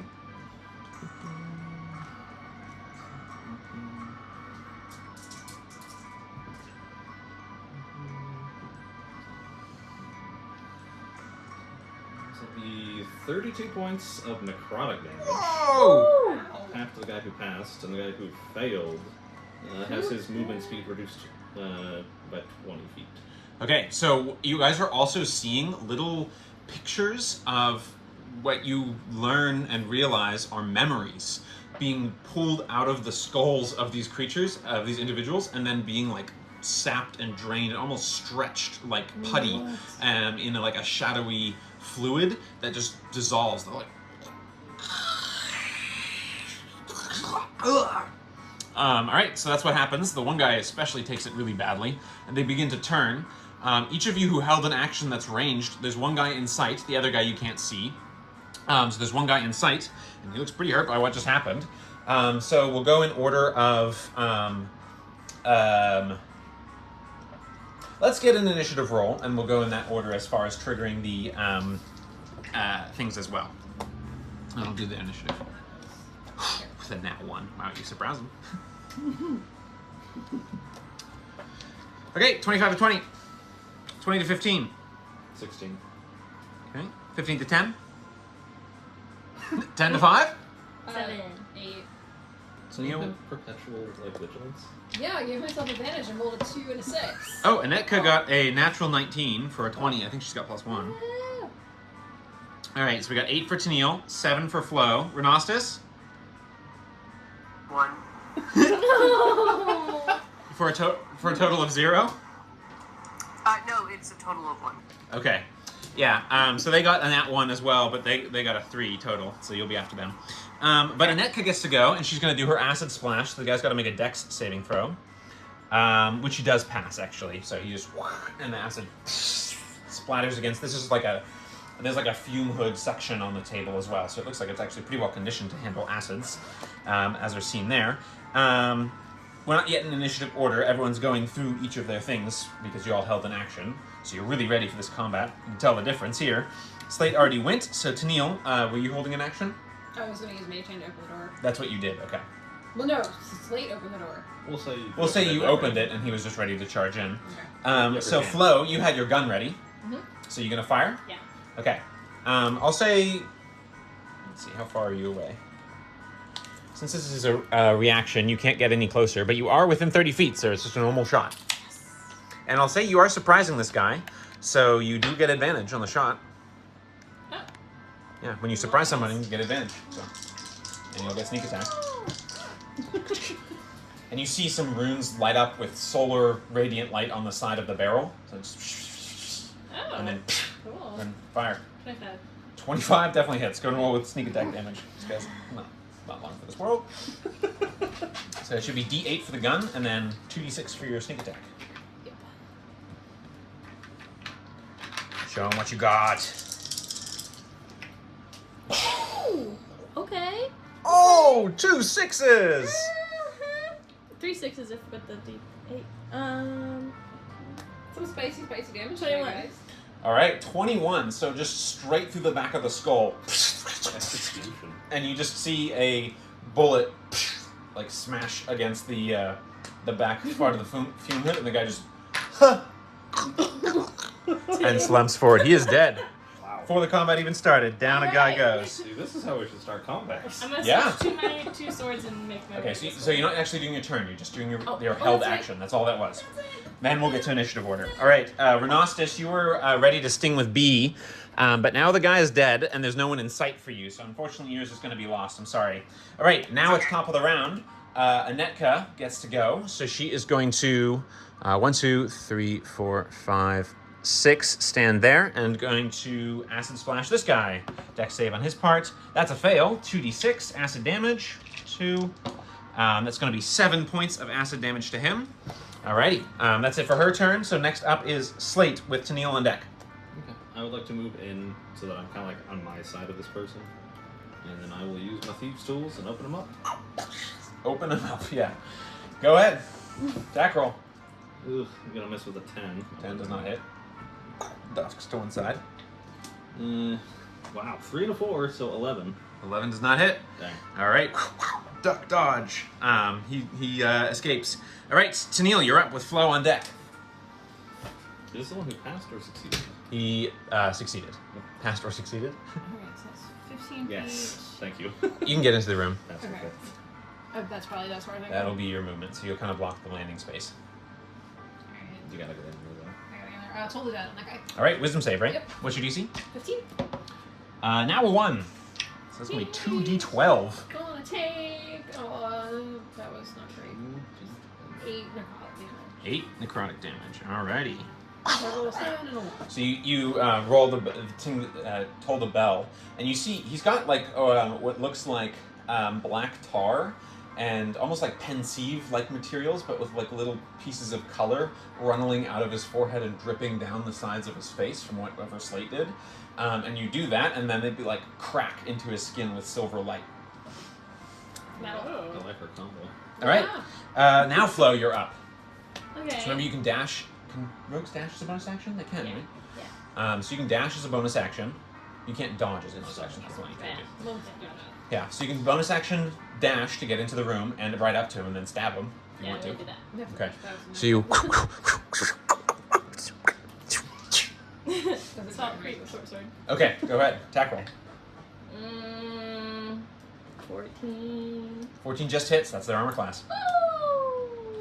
I have a friend. Yep. You do have a friend, so you get sneak attack on this guy too. These guys are gonna die. I can't even get a turn. Honestly, yeah. I mean, you opened up with effectively like a necrotic Localized fireball. Yeah. Yeah. So he did spend all of his charges for that. So. I mean, I'm not gonna complain. Big thing about the tattoo is it doesn't use them, it just requires them. Yeah. That's gonna be 14. 14. That is lethal. Yeah. So you just. Sarah. So as he turns, he's like, and then just from the back, and he just slumps down. Beautiful. He too also disappears. The body also disappears, leaving just the gear behind. Well, that was a quick combat, folks. Made up for the first one. There we go. Yeah, made up for the first one. So you cleared that one, no problem. So now you see, as I described, a series of what look like alchemical mixtures all around. Wow, you killed them fast enough that they couldn't even use some of them, so that'll be interesting. Oh, that means we get them. Possibly. Oh. We'll say Renostus, you get to go first since you didn't get to do anything in that combat. So what would you like to do? Well, Renossus is very interested. He's gonna go in there and Yes, him and Anetka both.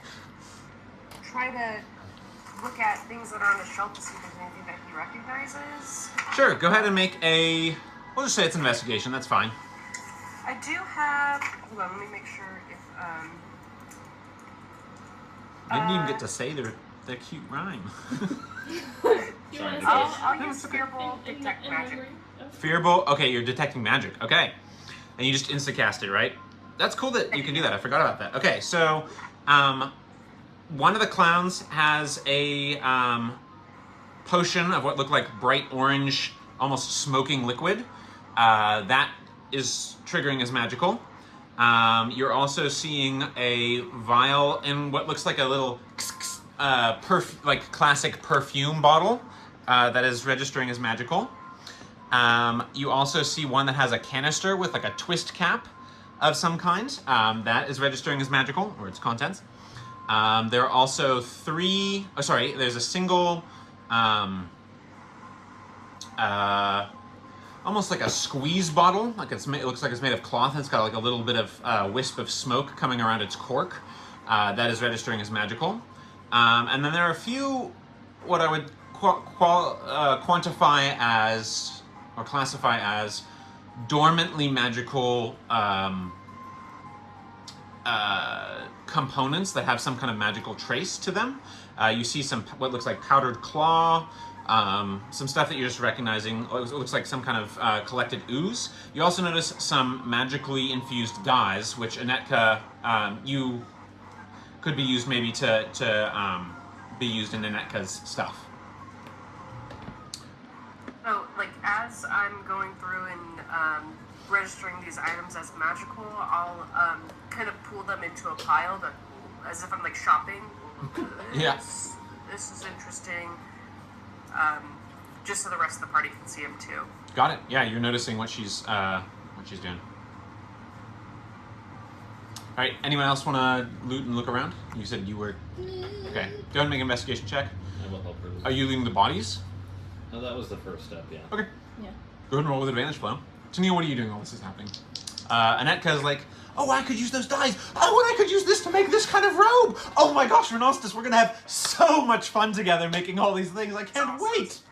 You know, this like very odd like look of shell shock, and like he's haunted by things he has seen watching a Nitka. 1,000-yard stare. Okay, he's got the 1,000-yard stare going on right now. Slate, you just also hear, by the way, you're just like, well, that was quite fun. Delicious, even. Well done. Is her head voice evil? You might be. All right, what's the roll there? 50. 23. Okay, so you notice the potions and stuff. You also notice 3 vials of a sort of almost eerily glowing green liquid that are in across the 2 clowns. You also notice another pair of those gloves, total, 1 each. Okay. You also notice another 20 fake coins, another 2, this time 2 rubber swords that, when brandished, turn into a magical chicken, like a rubber chicken. So you brandish their rapier, and it's like, and it just sort of like almost like a Jack-in-the-Box head. It's like a chicken head on a spring coming from the hill. It's like, So if you like open with a dual wield. and it's just like, Without anybody looking, she's gonna stuff that wand in her pack. The smile That wand. has this is the smile wand. Yeah, okay. And she's gonna pack in one of those swords too. Okay, so you've got fake chicken sword. Yeah. Just take Although, them how both. much do they weigh? I'll say altogether, it's the swords are a pound each, Okay. and the wand is negligible weight. Magic, after all, so it's pretty I light. only have room for 1 sword, so. So you're taking one sword. one. You can leave something else behind. Meh.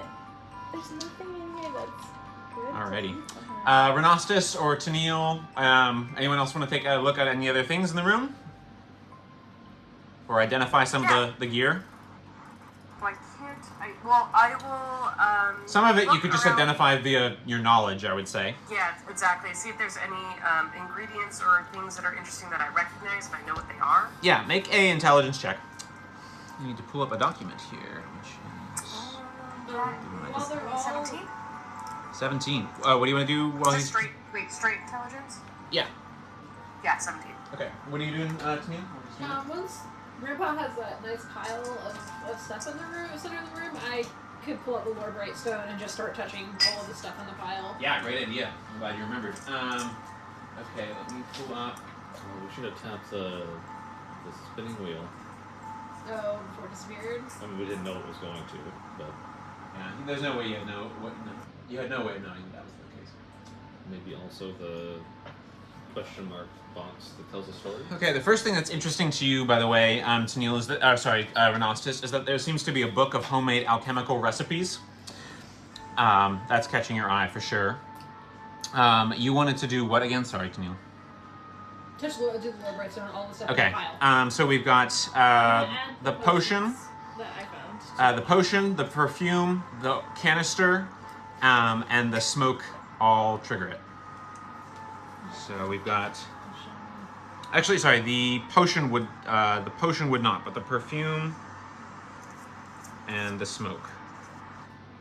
Anetka's going to start ritual casting Identify on these as you're handing them, so it's like a hand off kind of situation.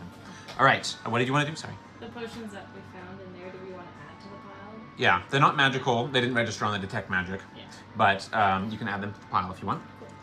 All right, other things. What was yours? You got a 17, right? You notice that there's enough for what look like 2 sets of alchemical supplies, probably 100+ gold of remaining alchemical material of various kinds. You get most out of like an apothecary or magic shop. The magical die, which Anetka can use, looks like 3 sets of spell component pouches, possibly taken from dead wizards or slain individuals, because they look like they're made, if nothing else, they look like they're taken from various different cultures. One's tied up in like a sort of series of almost like nesting doll satchels, for lack of a better term. One seems to be a classic like little pouch and is dyed in rainbow colored fabric, and another one seems to be what looks like a series of bottles on like a crisscross vest with little components in them. But in addition to that, you also identify what look like a couple of things that once you start looking at the book, you might feel like you have a better sense of, but some of it looks like there's a vial, a crystal vial with some sort of blood in it. There's, like I said, powdered claw of some sort of animal, and what looks like, you're guessing it's a skin secretion of some kind. It looks like a viscous, semi-translucent, but with a sort of orange hue to it, secretion, also in a bottle. There's not a bunch of them each, but that's what you're noticing. And then, of course, the book of recipes, which catches your eye. You see a whole bunch of like little, effectively like recipe cards in it. So. Okay. I'm definitely gonna take that in the rares, like alchemical ingredients. Okay. I will be like putting this all out on display for anybody who's also interested. Yeah, Netka's like, I could really use those magical dyes. I would really, really, really like those magical dyes. Like, I could do so much with them. By all means. Okay, so Netka at least has the 3 magical dyes, and we can vie for the rest later. Yep. She also successfully identifies the potion as a potion of fire breath, the perfume as perfume of bewitching, and the oil, the canister as a canister of oil of slipperiness. The smoke is use of switching smoke. So most of these, pretty much all of these are like one-use items. The perfume, you put it on and you're more charming. You have a higher chance to charm and persuade people. The vial of the potion of fire breath does what it says on the tin. You, for a minute or until you do it 3 times, can, after drinking as an action, bonus action, breathe fire in a 15-foot cone. I believe it's 4d6 fire damage on a dex save, and it's a bonus action. Oil of slipperiness can be used to help you slip and slide through tight cracks and stuff like that, or it can be poured on the floor to create a grease spell effect. And last but not least is switching smoke. This is a item that lets you transposition with a willing creature or a non-willing creature. If it's a non-willing creature, they have to make a save. If they fail, they take damage, and you guys switch positions. All of these are one use only. The perfume lasts for an hour, by the way, but all the others are a little bit more short-lived. There's a lot of ingredients and stuff like that, but yeah, so we'll probably wind down the session here pretty soon, but is there anything else you guys wanted to look over stuff in the book, look over stuff in other rooms, or in this room, anything else? I was going to go back to the sword forger, or the forge garden room, and grab the armor, or the weapon making book. What was that called? It was like, sorry, I can't remember the name of it. Organic weaponry, and actually bring it to sleep. Okay, yeah, organic weaponry, and you also notice another book which is on the other side, which is towards the fort. So that was by the garden. Right. By the forge side, there's a book called Smithing in Silver by Fenrixia Ingbright. Well, that's exactly what I would take them both to. Okay. Yeah, and the other one is, like I said, the organic weaponry and the Orchard of Blades. Anything Well, I definitely want the care of rare plants and fungi. Okay, so we're picking all the books from that area. Honestly, we're gonna have to go back. Yeah. Like, there's the silvered swords that I would want. Yeah. There's so much in there. So why don't we quickly just hit up these 2 rooms. Anything else in this room? And then I'm assuming you guys are going back to the sword garden room? Okay. So anything else in this room while we're here? We can always come back, obviously. It's not like they're going to respawn. Did we search for any hidden compartments in here yet? Go ahead and roll. Investigation. Okay. Does anyone want a hand or give me a hand? I'll help you. I'll give you guidance before you do. Okay, so roll with advantage and guidance. You're searching with gusto. Rhinoceros, while you're doing that, did you want to read the recipe book or the rare plants book? Yeah. Which one would you like? I will. I think I'll start going through the rare plants one to see the ones that are present in the room. If there's any pictures that point out what those plants are, so I can learn a little bit more about them. Yeah, there are. Let me. Between that and that, you're able to identify them with some pictures and just verbal descriptions or textual descriptions. What was your roll, Slate? 23. You're supremely confident that there are no magic, no secret compartments and stuff hidden in this area.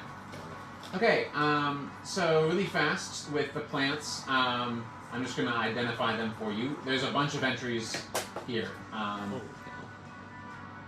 me get to the right book. Here we go. These are just the books. Yeah, so Care of Rare Plants and Fungi by Daedalin Lartessa. It talks about caring for rare and unusual plants, emphasizing the value of things like verdant mulch and lampfish fertilizer. It mentions quite a variety of like plants and what they like. The ones that match, you see an entry on Berry Dream, by the way, but it doesn't match. I'm really sorry, I cannot hear you at all. I'm not sure. Oh, I'm turning away from the microphone. Is this better? Oh, that's so much better. Yeah. Okay, one sec. Okay, can you hear me okay? Nope. Interesting. Interesting. Huh. Oh, I did get unplugged. So that might have something to do with it. Oh. One sec. What are you guys doing in the other room, by the way, while we're sorting this out? All right, Kat, can you hear me? Yes, it's very strange. Yes. Well, I unplugged my microphone, so maybe it's not that strange. You still with me?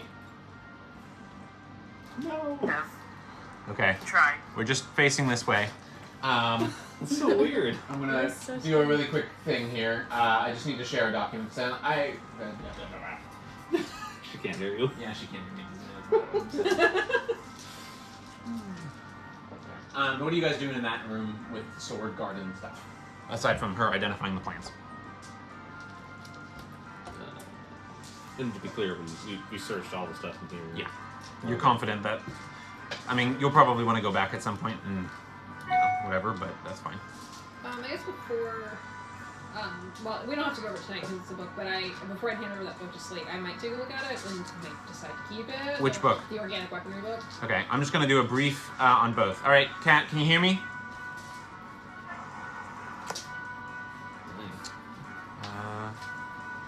What happened? All right. Hello. Test. Hello. Can't hear you, Peach. What is going on? Maybe we just call it here. Yeah, possibly. Oh, bugger. Let me do this. Yeah, this functions not too badly as like a dice jail. Just Okay. Say something, Kat. All right. I think I know. Test. Yep. Can you hear me? no. Yes. Yep. Okay. Okay, so really fast. Your book, there's an entry. It talks. Your book has a lot of different plants, and it has sort of a editorialized notes in the margins kind of feel to it. You notice an entry on Berry Dream, so that kind of catches your eye. But you notice that one of the plants identified in the room is. Let me find it. Is edgeleaf. This is a sort of almost fern-like plant, and the entry talks about its green steel leaves, which can be worked into armor and shields as they're forged to provide like a retaliatory defense, camouflage, and other natural benefits. It's also used in numerous rituals, potions, and religious ceremonies.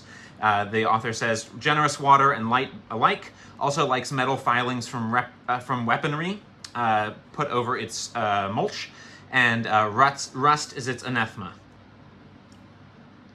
So that is the one that you first immediately identify. Does that make sense? And that plant's in the room? That's one of the plants in the room. That's so cool. All right, really fast. The one organic weaponry is the one that you were looking at. Organic weaponry and Orchard of Blades talks about the famous Orchard of Blades in eastern Verda, where rare trees and plants from Kusakara, Verda, and Evermont are grown. These various plants yield a variety of very valuable resources, such as sword sap and blade nectar, which can be used in recipes for oils of sharpness, or even in the crafting of weaponry. As far as full plants, it also mentions an entry on Edgeleaf. And the other one that it seems to match to, that you see that matches in the pictures and stuff like that, is a lotus flower, which is what the other type of plant is. Blade blossom lotus. It has iron steel colored leaves, but otherwise looks like a lotus flower.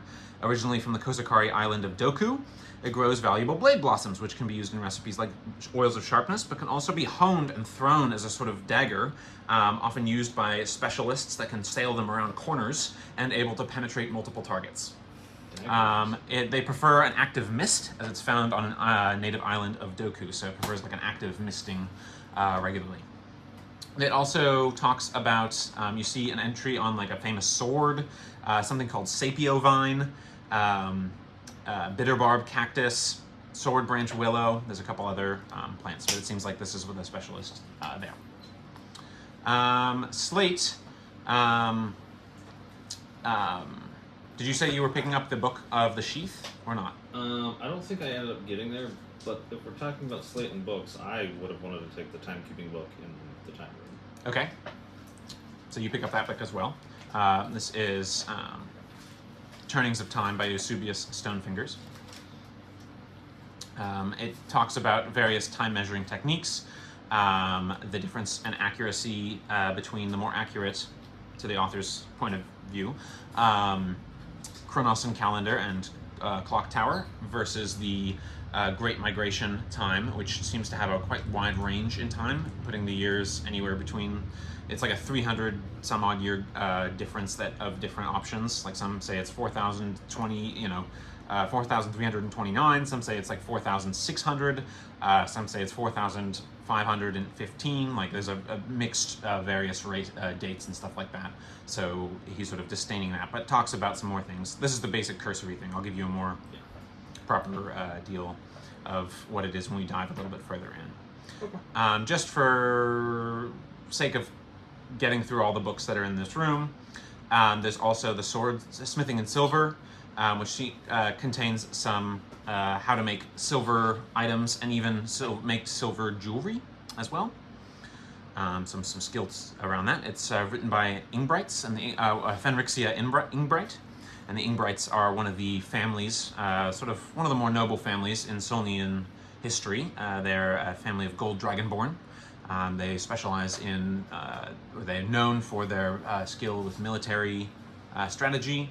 And the current Sunblade, who wields the famed Solar Edge sword, is an Ingbright and is the general of the Mirror Blade forces. So that rings a bell. The Sword Sheath tome also is a book. It has written text and seems to contain various sword fighting forms that are sort of enfolded in a single path, which is called the Loaton. It incorporates the styles of Dusk Devil fighting, fighting styles from Kusakara, the Verdun's Bracken Dance, and the Dwovian Sword Scholar forms. So that has some further information on that. So lots of interesting books and stuff. One last thing. We'll have to figure out a way for me to relay this. But Renastus, there's a bunch of alchemical recipes in the book which are catching your eye. Stuff like how to make alchemist's fire, how to make certain potions, including potions of healing and fire breath. There's notes on those and the rare ingredients that they require. Based on some of your initial readings from that and descriptions, you're pretty sure the blood in the vial is dragon blood. A lot of stuff going on. Yeah, a lot of stuff going on in this place. Remember, curiosity compartments from all over the world, so these guys are wanderers. So what we need to do is find ourselves some horses and just take a caravan with us. And have transportation I like and the way you storage and think. living quarters. It's almost like I had a plan for you guys to get this. Shame we don't have any. Well, we can have a horse. Anyway, so for now, I think we'll close out the night unless Flo wants to do anything else. You were the only person who I didn't really get to. We're good. Okay. So we'll pick up with all of that. There's tons of more follow through on all of these books. I gave you like the 1 sentence thing. Each of these is like a 3-paragraph to 2-page write-up that I have on each of these. So there's lots that we can go through on all of this. I will say, Renostus, your Detect Magic would still be up by the time you went through this place, because it lasts for a good distance. The book tome sheath that Slate picked up is registering as magical, although I would quantify it as dormant in some way. Also, the staff that's standing straight up in the pot, in the potted soil, is magical. So we'll get to all of that and all of the further stuff next time. And hopefully we'll have Megan rejoining us, possibly have Nate at least along for the ride so he can tag along or whatever he wants to do. And then we're going to try and see if we can schedule the last C0 session here either for next Sunday or the following one. And then obviously that week we'll be skipping Lumoria. So we'll see how that goes forward with those plans. But thank you so much for joining. Thank you for joining remotely, Kat, despite its challenges. And we will see you guys next time. Hope you guys have a good week. Bye. Bye, Kat. Good night.